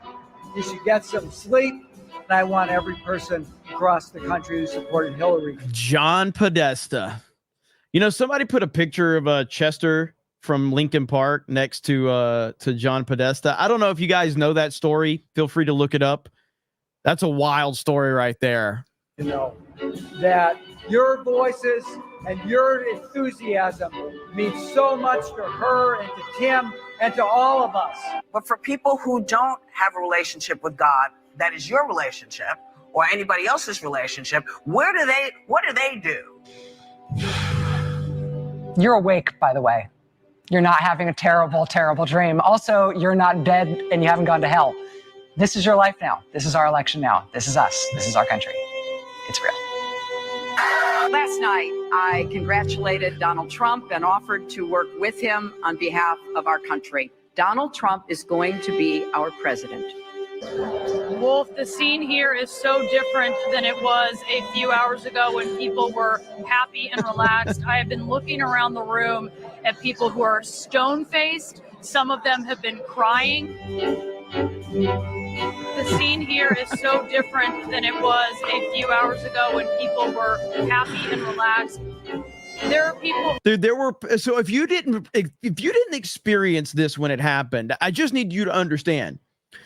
Everybody on the left was convinced that Hillary was going to win in an absolute landslide. Like, there was no doubt about it. They were convinced it was going to be an absolute landslide.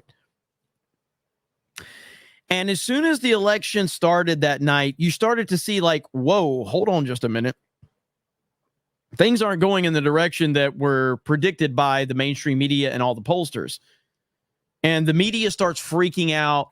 And it didn't take much time to realize that, oh shit, MAGA's for real, which is exactly what happened in 2020, by the way.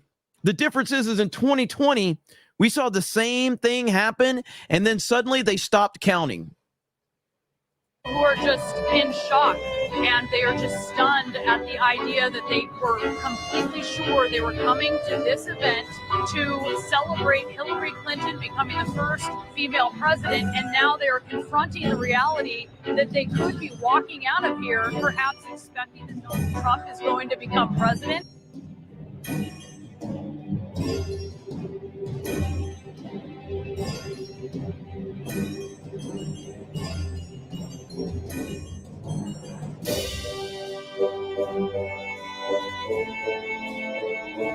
People have talked about a miracle. I'm hearing about a nightmare. It's an amazing story, right? Music's a tad bit loud. But you know what's not loud? Alec Baldwin's finger for 50 gifted memberships. Let's freaking go. We also got a Minty for 20.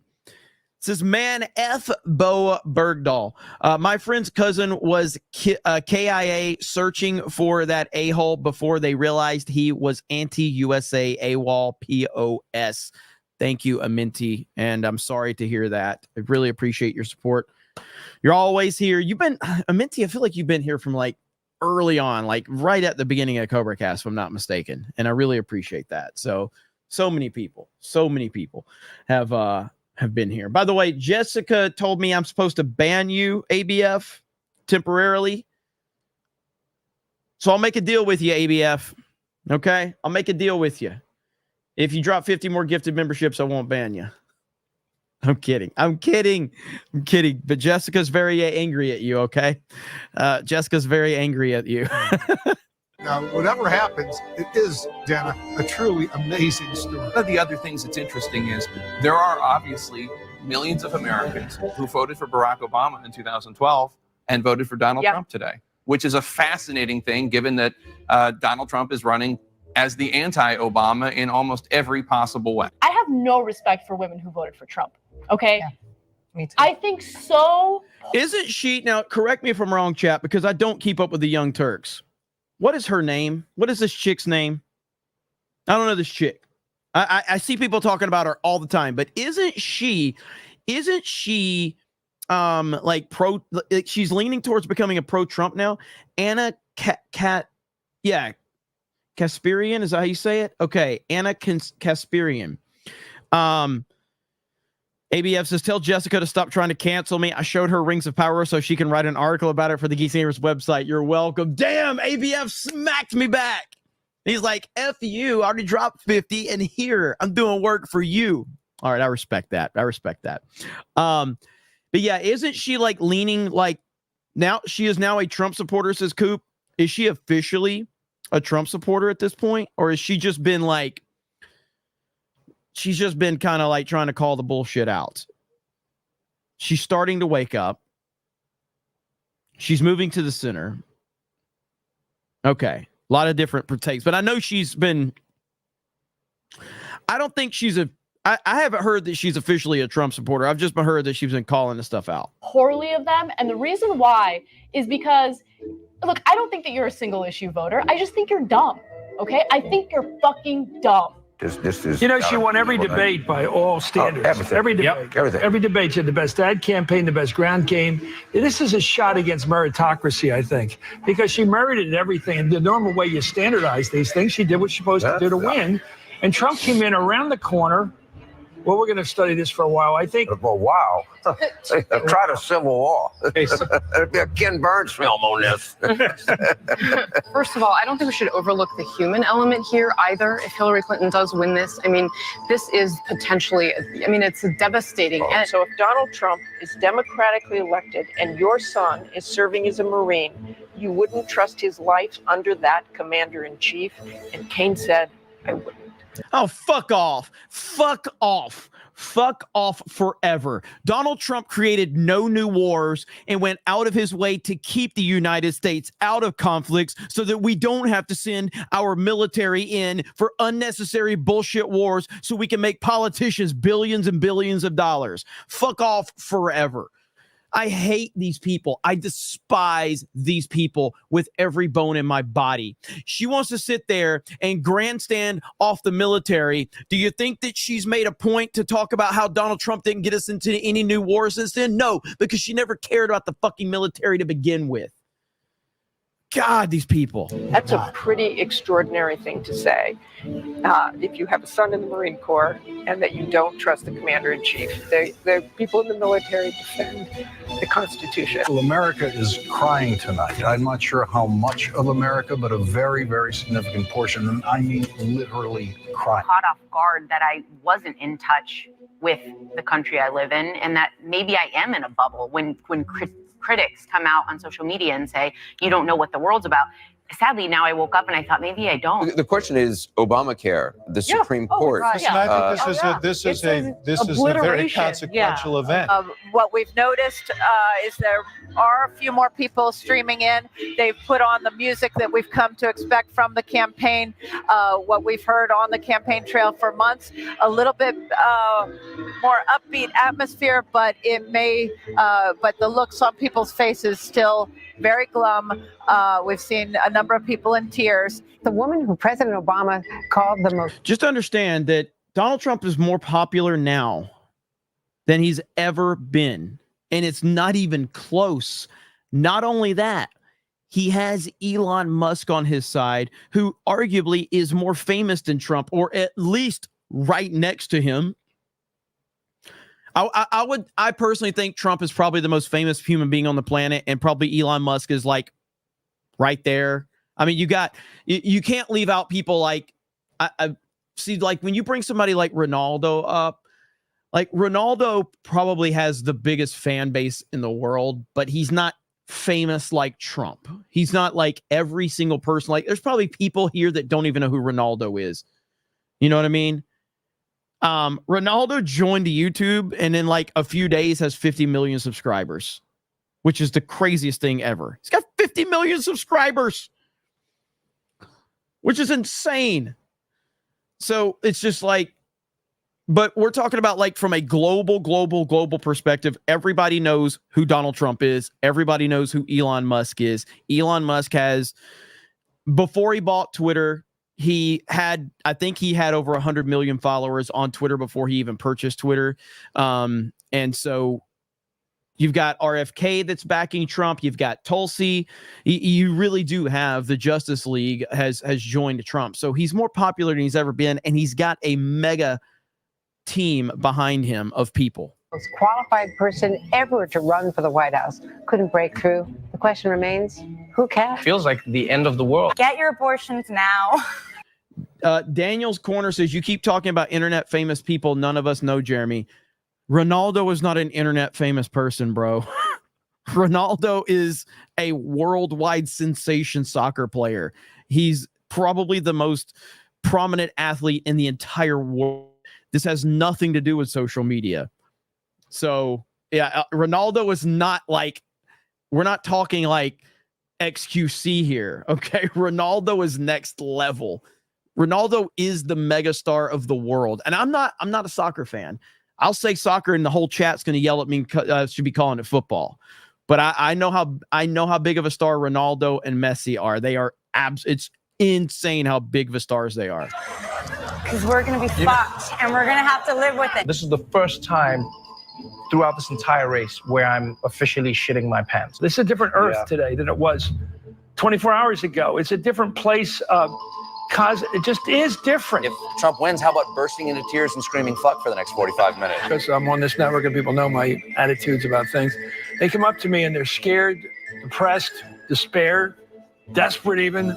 Almost anybody that came up to you and said that they were like, I want to rewind that. Let's listen to what Chris Matthews says. Next 45 minutes. Because I'm on this network and people know my attitudes about things.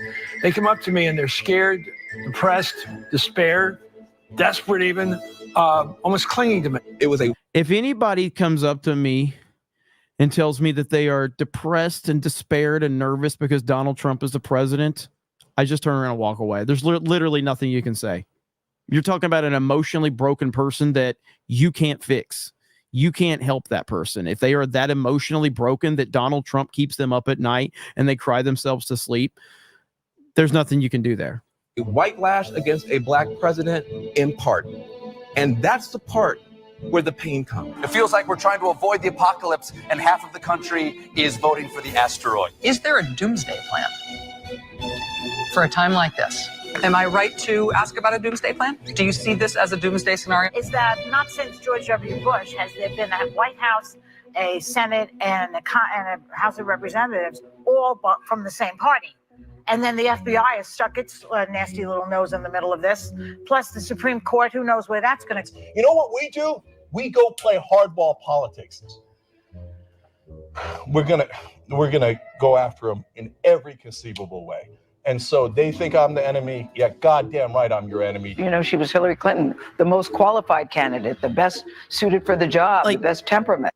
Now, I'm asking a legit question because I don't know the answer, okay? I don't.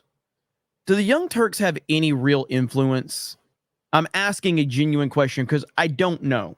Like, I know that they're a big channel and they're a big network on YouTube, but do they really have any influence? Do they have any power at all? Like, I just can't see how they have any influence or power at all. I know nothing about them outside of the memes and the fact that the dude that runs it is like, I guess he's into bestiality or some shit from what the internet has said, allegedly. But just weird stuff, man. But he's like, I am your enemy. It's like, who are you? No one knows who you are. No one cares. Like, being a YouTuber, people need to understand. And that's essentially what the Young Turks are. They're YouTubers. Self-awareness is the most crucial element that anybody can have. What did I say the other day when somebody was bringing up how do you kind of get people like leftist people or people that are on the fence and educate them? What did I say? Tell them to watch Timcast. And I genuinely meant that. I mean, obviously, I would like if people watched me, but the reality of it is Timcast is a better show from a normie perspective. It just is. It's a more normie-friendly template that it's easier to digest. It's easier to understand. You come on here and you hear me, and I swear 50% of the people that probably don't know me, they turn this stream on, and they just hear me talking about some nonsense that they know nothing about, like memes and 199 and iDots, and I cuss out the chat jokingly, or I say that streaming's hard, and they're like, who the hell is this idiot? And they click off because I'm an acquired taste here. Like, you got to understand the lore in order to understand what's going on here. You could turn Timcast on and you're getting information, so it's normie friendly over there. So the point being is that self-awareness is a very, very crucial thing here. And YouTubers need to be self-aware, which is where my criticism of Tim has come in the past when he tried to go after his chat, shut down members only and all that shit. But that's another discussion for another time. The fact that the Young Turks guy said, I'm your enemy. We're coming after you. We're taking you down. You did nothing. Trump got like 8 million more votes. He got 8 million more votes. You did nothing to hurt Trump. He only improved. Good Lord. Now we're hearing not a good candidate. Well, let's just cut to the chase. Assuming, and that's what we're talking about, that he does win. People I'm speaking to think it's absolutely catastrophic, that it's catastrophic for the United States, that it's catastrophic for our position in the world. It emboldens our enemies and adversaries. It makes our allies terrified that we're not going to be their allies anymore.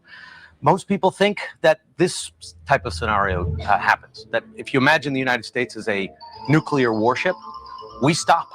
We become totally focused on our own domestic politics, that he's going to provoke a constitutional crisis. He's going to get.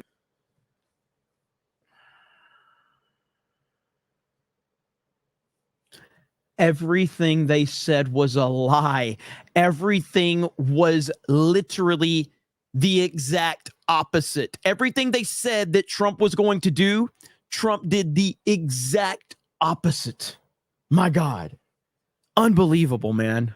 And do you know what? None of them apologized for this. None of them apologized for the lies that they spread and the fear that they put into weak-minded people's heads over these years. None of them have retracted. None of them have said, you know what? I got that wrong. None of them. Into a fight with the Supreme Court. There'll be attempts to impeach him, and that for 6 months to a year or longer, we will be navel gazing. We will not be leading the world, and other powers, Russia, China, adjust around us. He has called our general stupid. He has advocated. Let me tell you, tonight the general is reading the Constitution. I'm sorry, say it again? General, I've been talking to generals for a long time. They've been reading the Constitution to see what they are obligated to do. If they are really ordered to round up and deport millions of Americans and put them on buses or trains, do they have to do that? The president is the commander in chief. That's the stage that we're talking about. It's, do they have to follow what they would believe would be an immoral and illegal order? But for me, when you scare children by saying you're not going to let them stay in the country, you're going to separate them out, children don't know what you're talking about. They hear these things and it's crazy. And this is a bigger picture. This is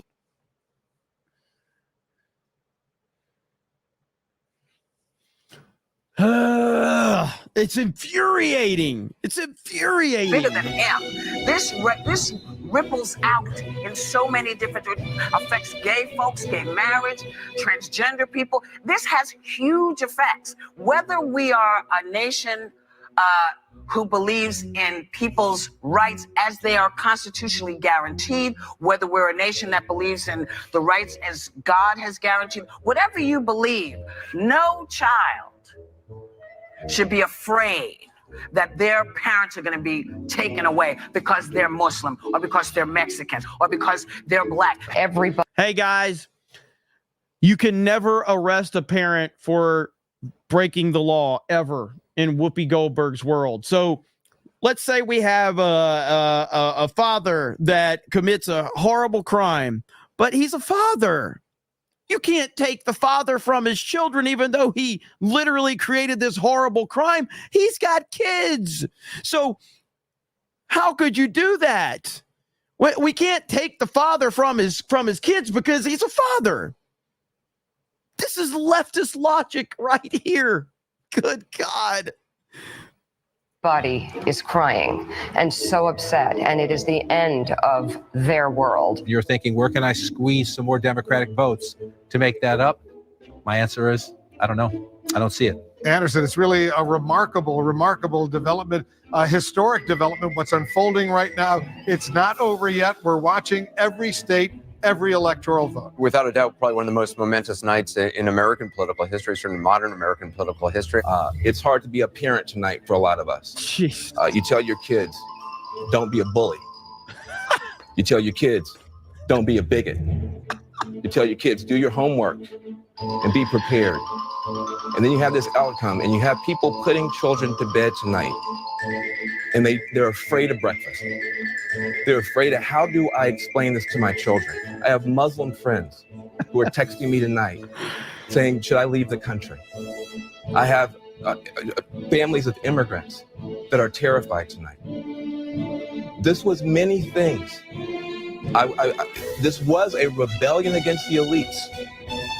True, it was a complete reinvention of politics and polls, it's true. But it was also something else. We've talked about race. I mean, we've talked about everything but race tonight. We've talked about income. We've talked about class. Who is this guy? Who's this guy right here? If I remember, wasn't he like one of the few, wasn't he a Trump guy? Who is this guy? The guy, not Van Jones, but the other guy. Who is this guy? The white-haired guy. He was a Trump guy, right? Wasn't he? Like, he was one of the only Trump guys on CNN. Now, I know Van Jones. I'm talking about the other guy. Jeffrey Lord. Is that his name? That's it, right? It's Jeffrey Lord? Not Jeffrey Epstein. But he was a Gary without a beard. Yeah, he was a Trump guy, if I'm not mistaken. I remember him all through that. So, yeah, Jeffrey Lord. Okay. Gary without a beard. Talk about region. We haven't talked about race. This was a white lash. This was a white lash against a changing country. It was a white lash against a black president in part. How did this happen? Experienced politician versus racist fake gynecologist. Elite that travels the world and has money. If those people feel like, you know what, this is not my America anymore, that is too part of the grieving process as you described it. And the question is, are they able to come home? Is there going to be an element of retribution for those who weren't with him along the way, or for, changing libel laws or whatever it was, for the crooked media, stuff like that? How do you govern when your whole campaign was built on the hatred of somebody else? From slavery to, Nazism, we have faced challenges before to who we are as a people. A woman ran for president. Right.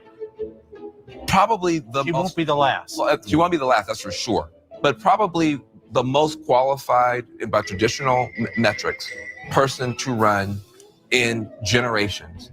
And she was beaten by someone who, at least from traditional metrics, is the least qualified person. And I wonder, and I don't have a view, but I think it's at least worth talking about.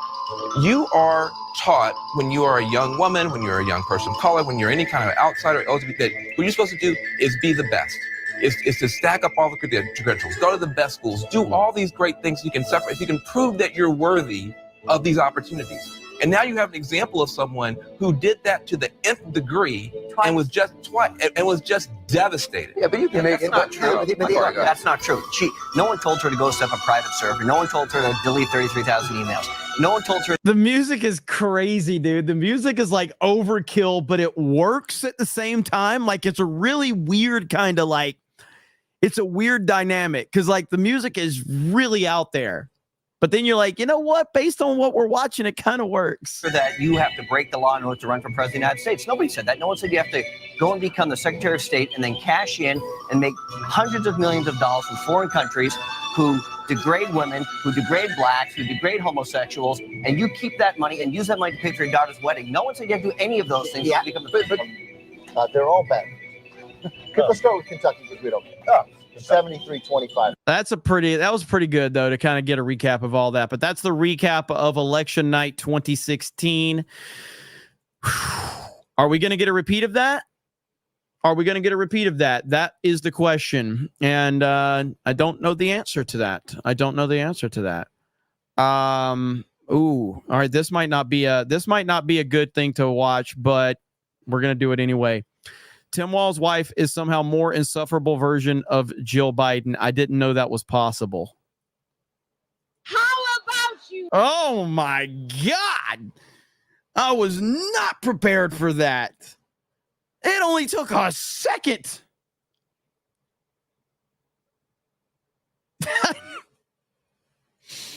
Whew.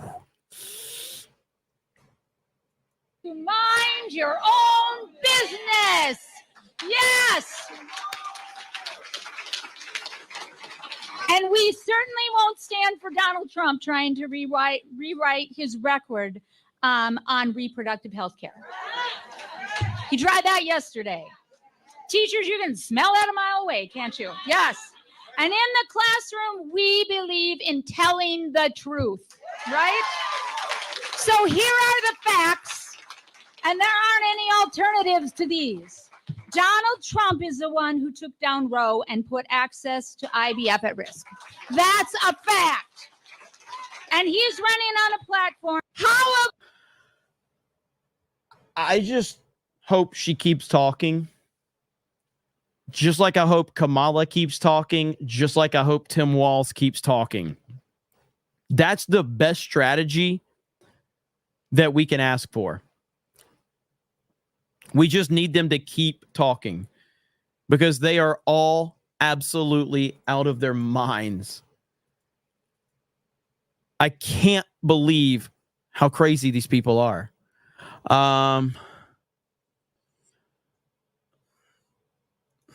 This is all right. Hang on. From one annoying, crazy old woman to another. Just in, Nancy Pelosi stated that the goal of the Democratic Party and the Harris regime is to turn illegals into documented immigrants. She just said the quiet part out loud. Border czar Harris is hell-bent on importing voters to permanently turn the United States blue, which is guaranteed to drive our country even further into the ground. The California lawmakers just passed a law. It hasn't been signed by Governor Newsom, but giving government assistance to undocumented immigrants to buy houses.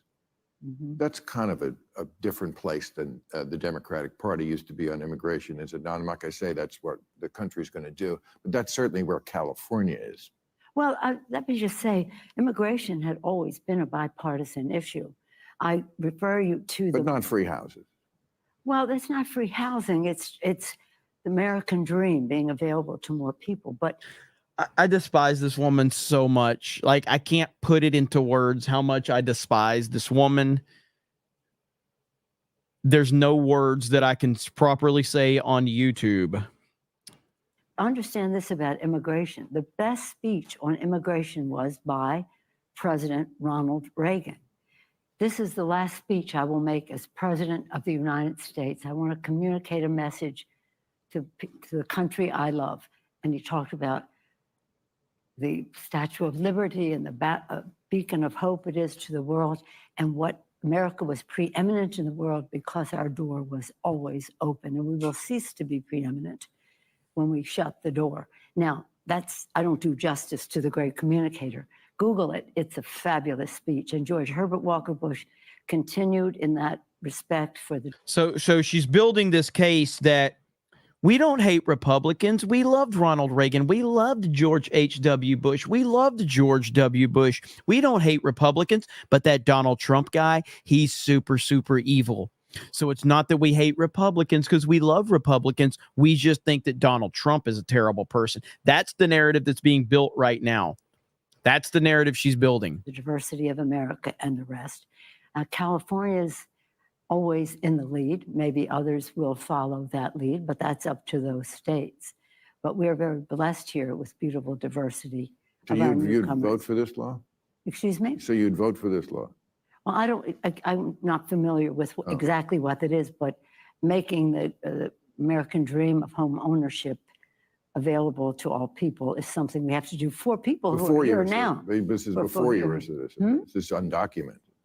This is for the undocumented. Well, what I would like to do is move them to documented. The fact that we can move them to documented.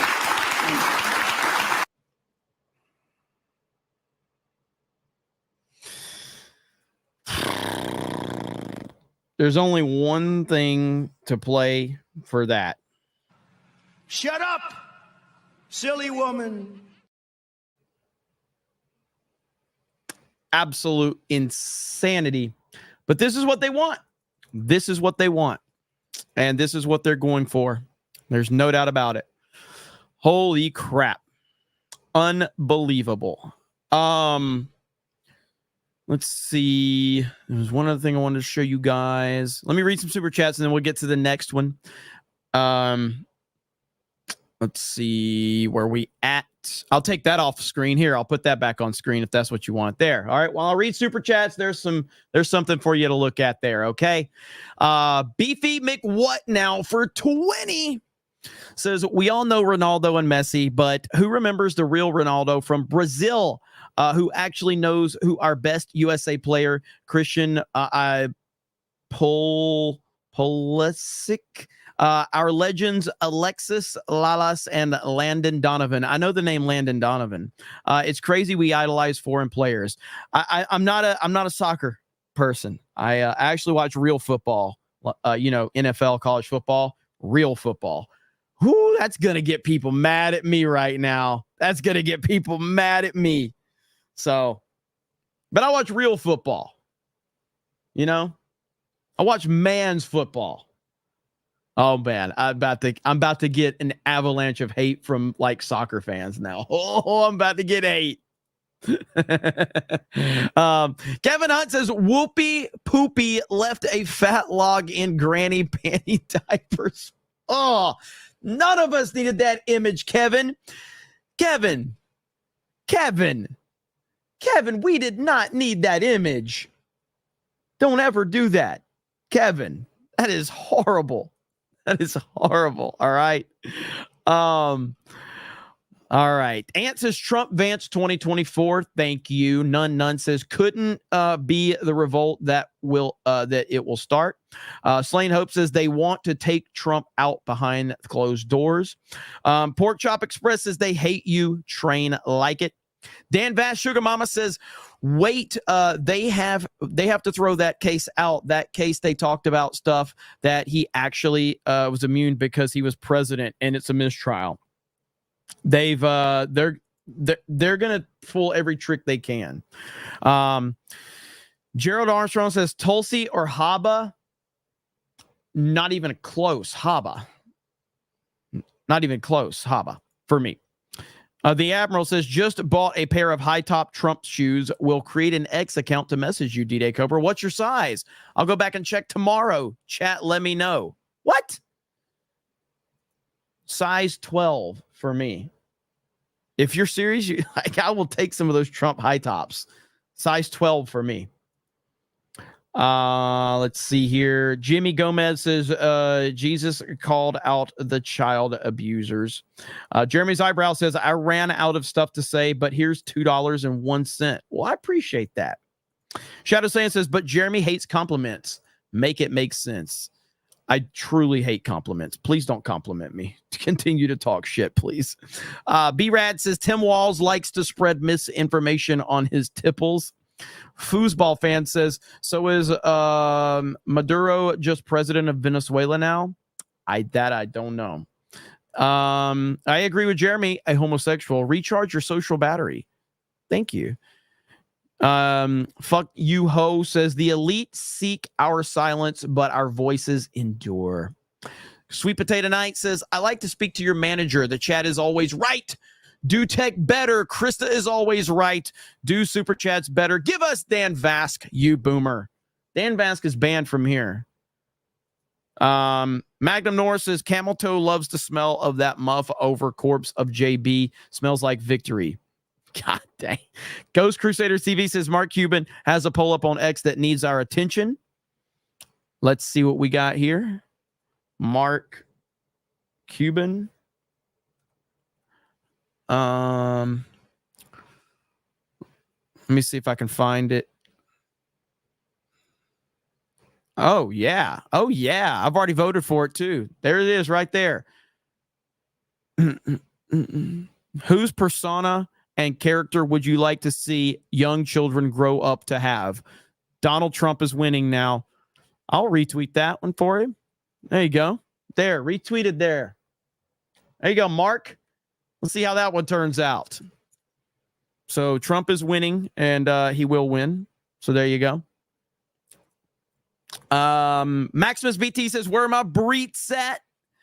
Beefing what now? Says John Podesta. Is Pizzagate child abuse in the highest? There's ABF's 50 gifted memberships.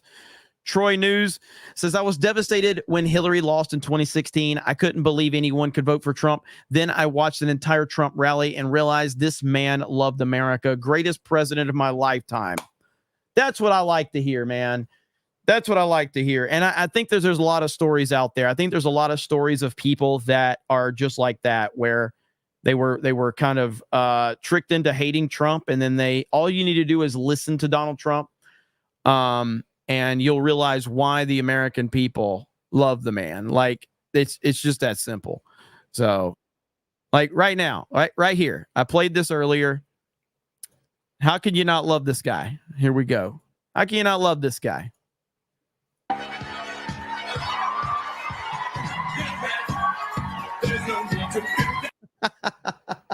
That's so funny.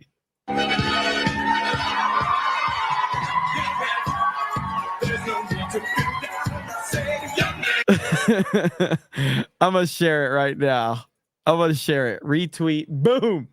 And yeah, if you're curious about that, Trump is a young, vibrant man. I just feel like a young man. I'm so young. I can't believe it. I'm the youngest person. I am a young, vibrant man. I look at Joe. I don't know about him. I don't know. Macho man, yeah. Oh, thank you, Troy. I appreciate that. Tyler Harris says, I was kind of a leftist when he won, never paid attention to politics, but during his presidency, I shifted and saw past the BS. They duped a lot of us. Shaking my head. That's what we like to hear, though, man. I like to hear a redemption story. I like to hear it. Criminal Imagination says, I legit had someone DM me in fear that all their rights were going to be taken away, thinking they were going to be off. Honestly, I don't blame my friend. This is what those lunatics did to her. Yeah, I mean, it's really, look, I don't know. I don't like giving, like, if people ask me for my opinion on something, I'll give it. I don't like giving people advice. And it's not that I don't like giving advice, like personal friends and all of that. Like, that's a whole different story. I'm just like on the internet. I don't like giving advice. I like giving my opinion. And and then leaving people can make up their own minds after I give my opinion. You can tell me to go F myself. You can tell me you think I'm great. You can tell me that I'm stupid. I don't really care. But at the end of the day, I just like giving my opinion. But there are people out there that genuinely are looking for advice.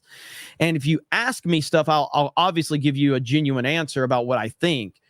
But in reality, like, you have to make that decision for yourself with the people you know in real life and talking to them and trying to convince them if you think there's a chance that they can be convinced.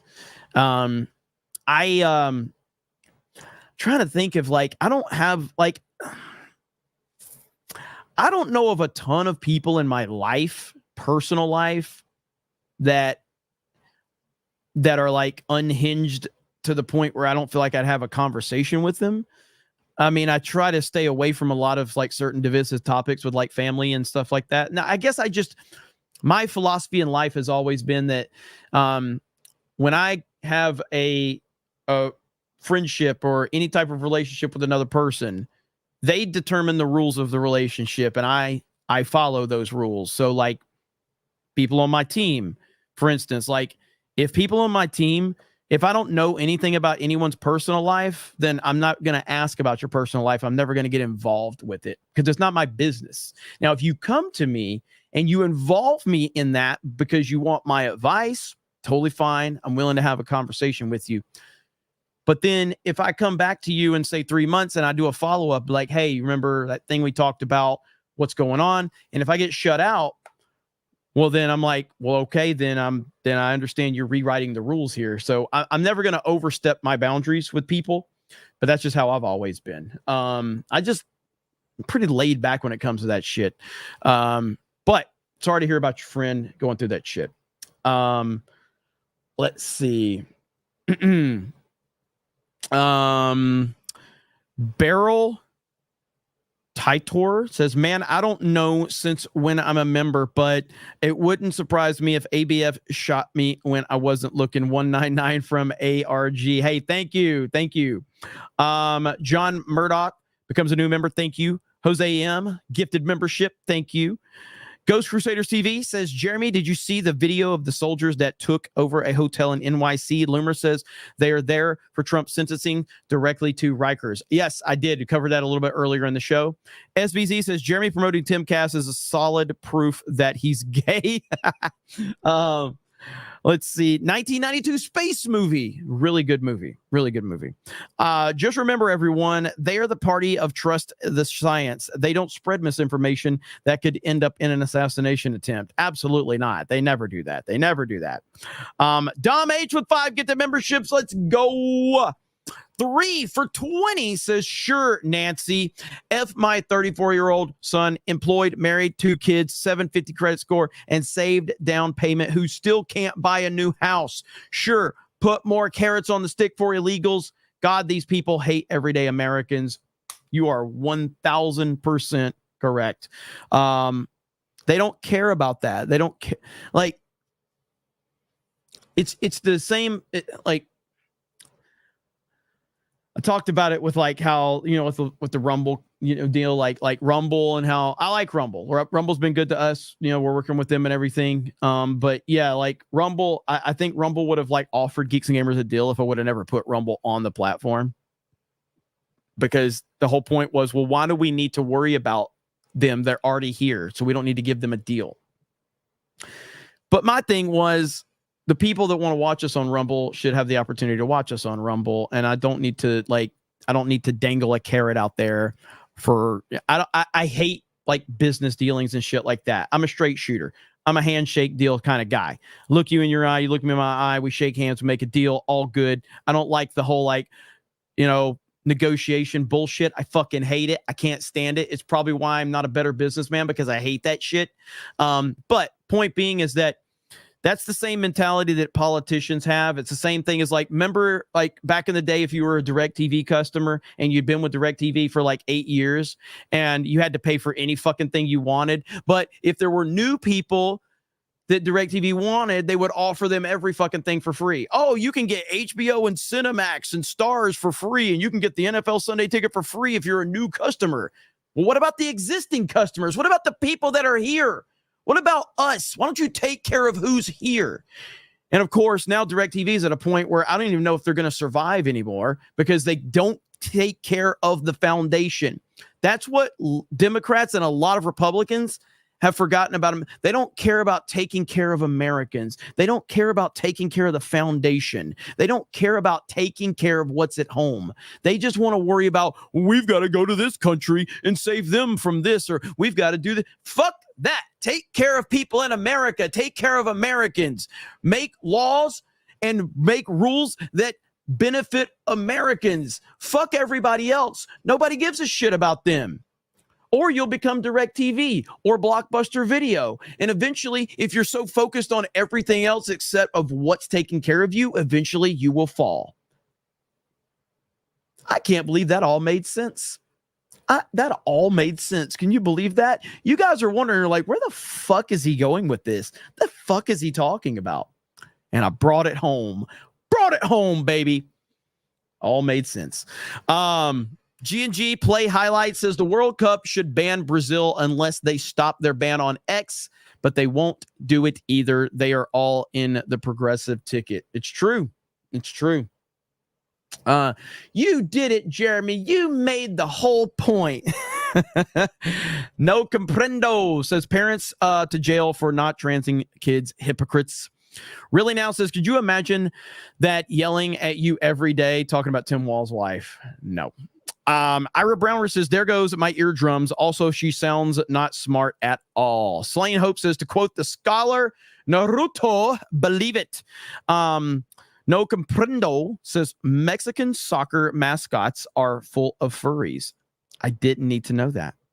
Scotty Do 81 says, hockey is soccer on ice. The only difference is they have to actively encourage players to get into fist fights so fans won't leave out of boredom. Slain Hope says, you can take the people from the country, but you can't take the country from the people. They support politicians who give money to their county, not ours. Beefy McWhat Now says, soccer 90 minutes consistent versus NFL stop and rest. Oh, we got a war going on now. Nandy says, cause you said F off. Well, thank you. Jimmy Ray says, Loomer just posted that Tim Wall's brother Jeff is considering a Trump endorsement. I covered that a little bit earlier on. Jay Ritzy for 20 says, here, get yourself an ice cream sandwich. You know what? I am now. So the first game of the season for Alabama, my Alabama Crimson Tide, and by the way, rocking the Crocs, roll Tide, baby. Season starts tomorrow night. The Kalen DeBoer era begins. No more Nick Saban, but that's okay. And I'm going to buy me an ice cream sandwich to eat while I watch the game. All right? Let's fucking go. Thank you. I appreciate that.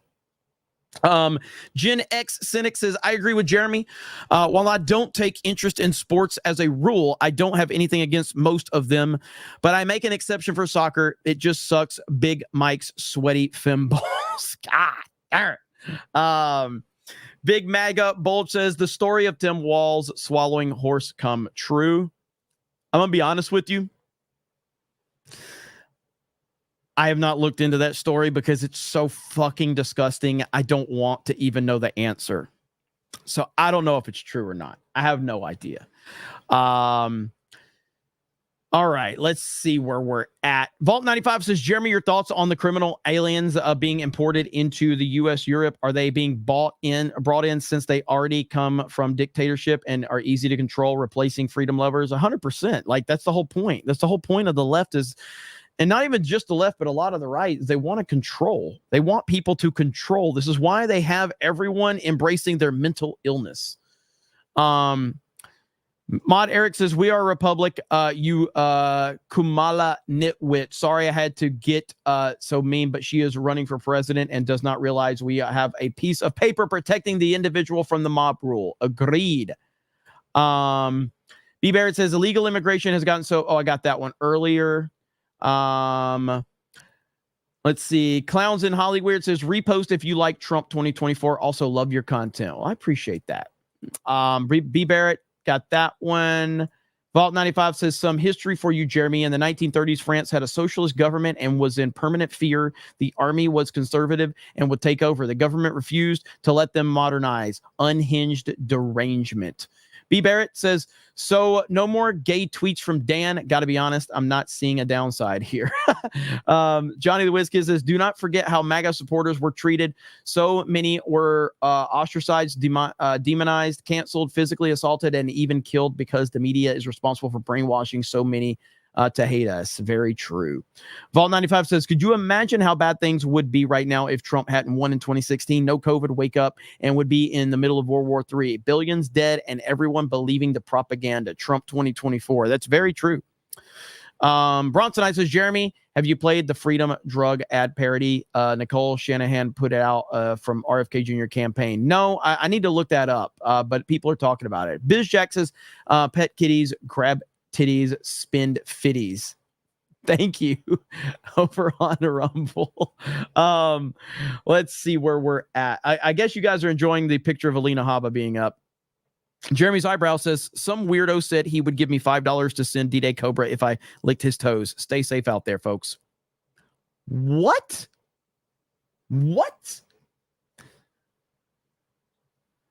I don't even I don't know if I want to understand that one. Big Maga Bulge says, apparently Wall swallowed so much horse semen he went to the ER and had his stomach pumped. Yeah, I don't want to know the story. I don't want to know it.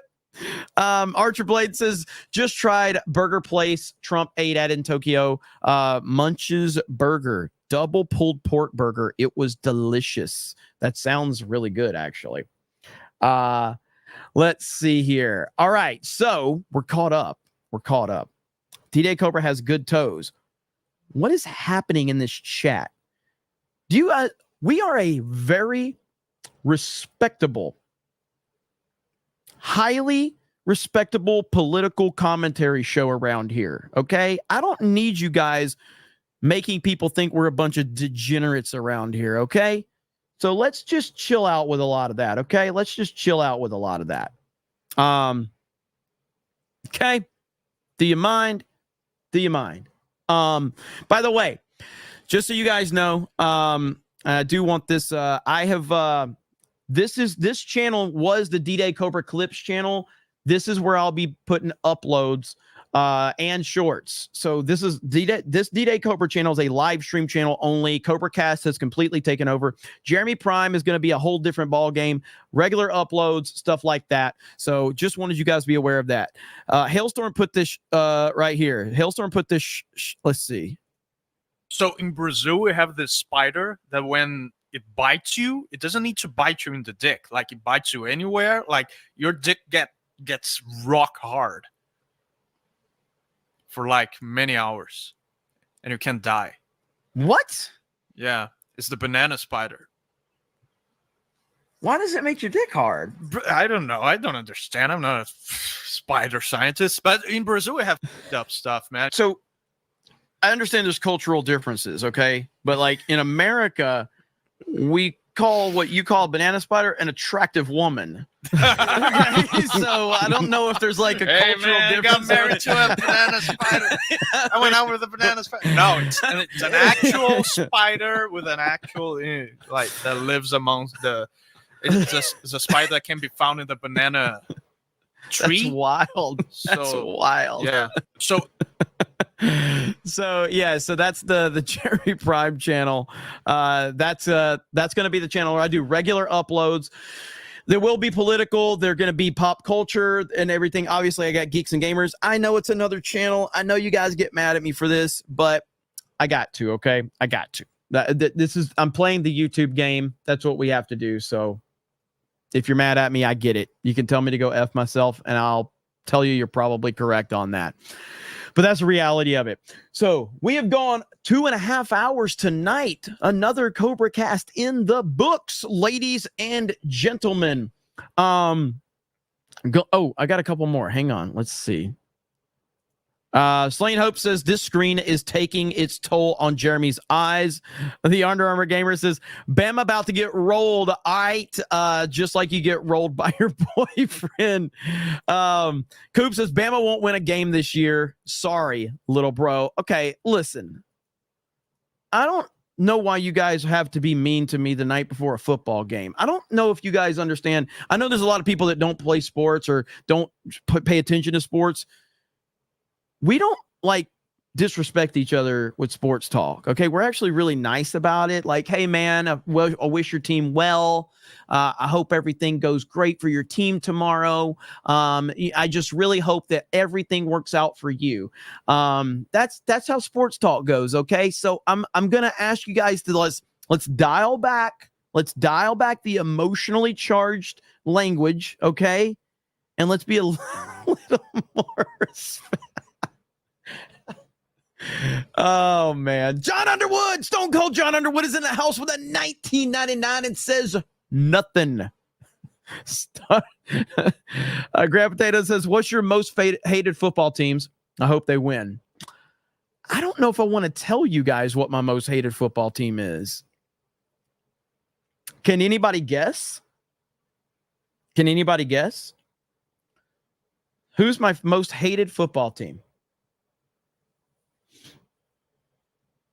Stephen Roman already got it. Stephen Roman already got it. It is Auburn. It is the Auburn Tigers. It is in my blood. I have to hate Auburn. That is part of it. I don't even have the choice. It's Auburn. Fuck Auburn. Fuck the Auburn Tigers forever. All right? Forever. We hate Auburn forever. That is what I was born to do. Hate Auburn.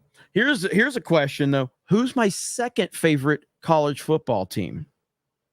Because I'm an Alabama fan. I was born in Alabama. I'm an Alabama fan. Who's my second favorite college football team?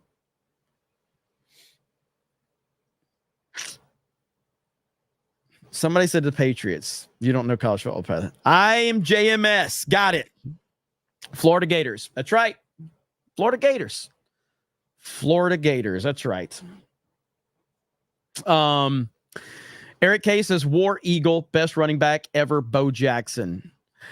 I mean, Bo was he's arguably him, Herschel Walker. I put Reggie Bush in that conversation. But yeah, Bo Jackson's arguably the greatest athlete ever. Dom H says, that's why Jeremy doesn't do Sports Wars anymore. It got too angry and toxic for him. As a matter of fact, you're probably going to see me on Sports Wars maybe this Sunday. Football's back, baby. I'm excited. I'm happy. So probably be on Sports Wars. Jupiter Knight says, my favorite teams are UCLA and whoever is playing USC and Bama. Respect. All right, guys, we're going to call it a night. Again, just go over there. Did we gain any subscribers on Jeremy Prime? We gained a few. So, all right, cool.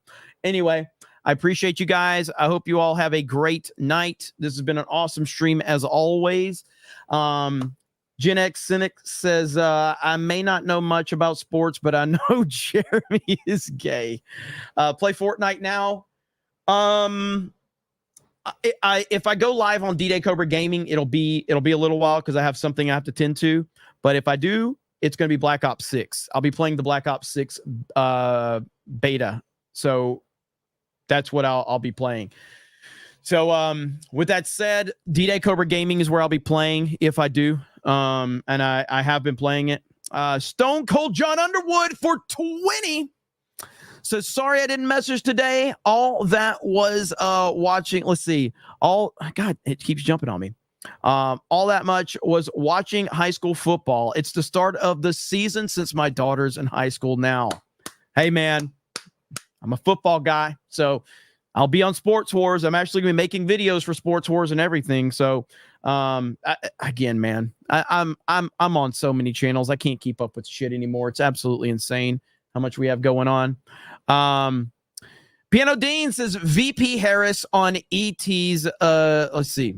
VP Harris on ETs.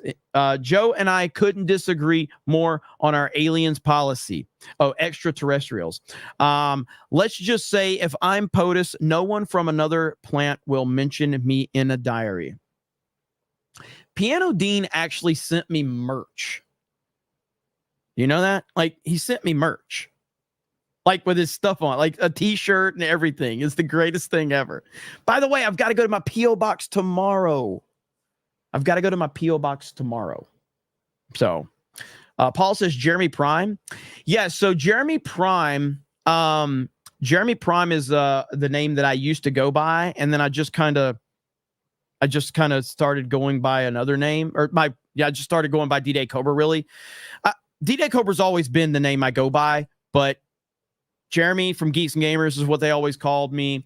And then when we had the Jer Army, all that memes and stuff, they called me Jeremy Prime. I'm like, Jeremy Prime's actually cool. This is like in 2019. And I think I ran with that for like a couple of years, and then I just kind of stopped using it. But then some hater on Twitter referred to me as Jeremy Prime. And then somebody would correct him and said that's not his last name. And he's like, oh, his name's Jeremy Griggs.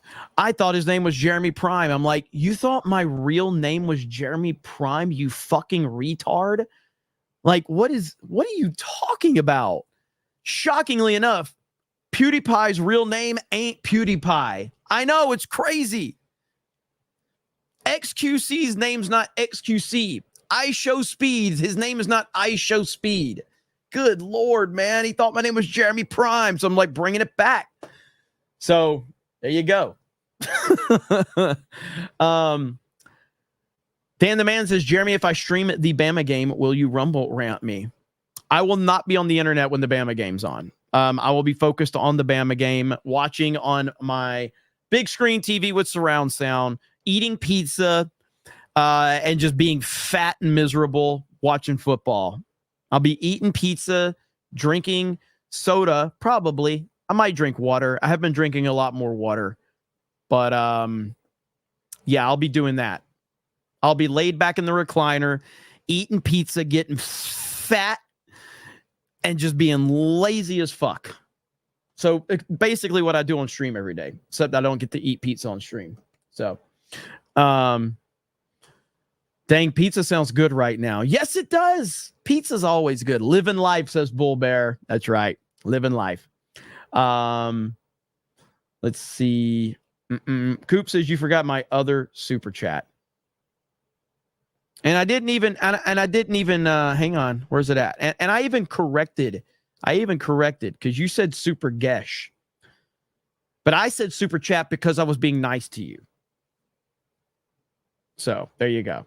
But all right, guys, I appreciate it. I hope you have a great weekend. It is football weekend for those that care. Some do, some don't. Did my camera fucking freeze on me? We almost made it. There. Now, backup camera. All right, so we almost made it. All right, so thank you guys so much. I really do appreciate it. I do have water here. Brock wasn't here tonight, but Brock, I do have water, okay? I do have water, and I am staying hydrated. So I don't know if you're watching, Brock, but we're here. Professional streamer. Little Caesars is the best, says I am JMS. I like Little Caesars. But if you're talking about national chains, I still have it's probably Papa John's for me if we're talking national chains. Not to mention Papa John said the N-word. So, I mean, that adds a little bit to it, right? Like, sprinkle a little racism in there, So that adds a few points to it, right? So, Papa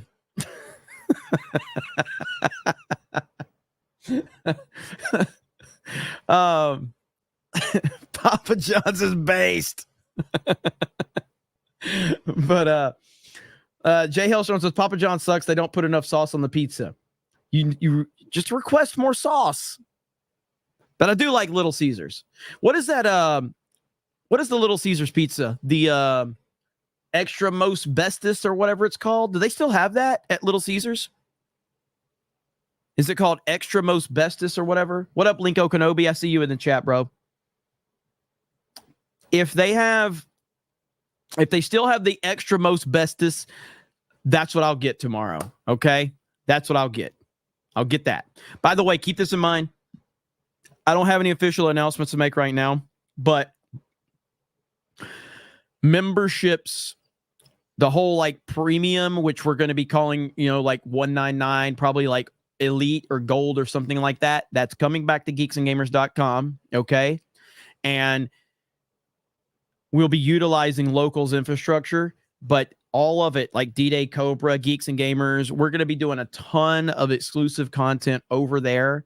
So I don't have an official announcement to make, but following us on Locals through Geeks and Gamers. So like, I'll probably be doing like exclusive Cobra Cast stuff, like, to talk about stuff over there that I can't talk about like on YouTube or whatever. But it's been something we've been working on for a while with the website and everything like that. So just a heads up for that, but nothing official to announce yet, but we are working on that.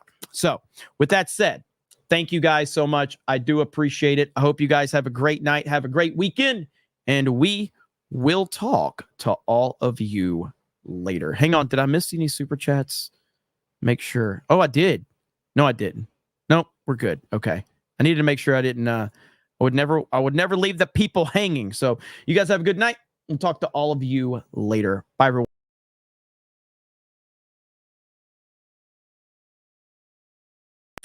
Captain Cook says, oh, for fuck's sakes, Jeremy, end the show.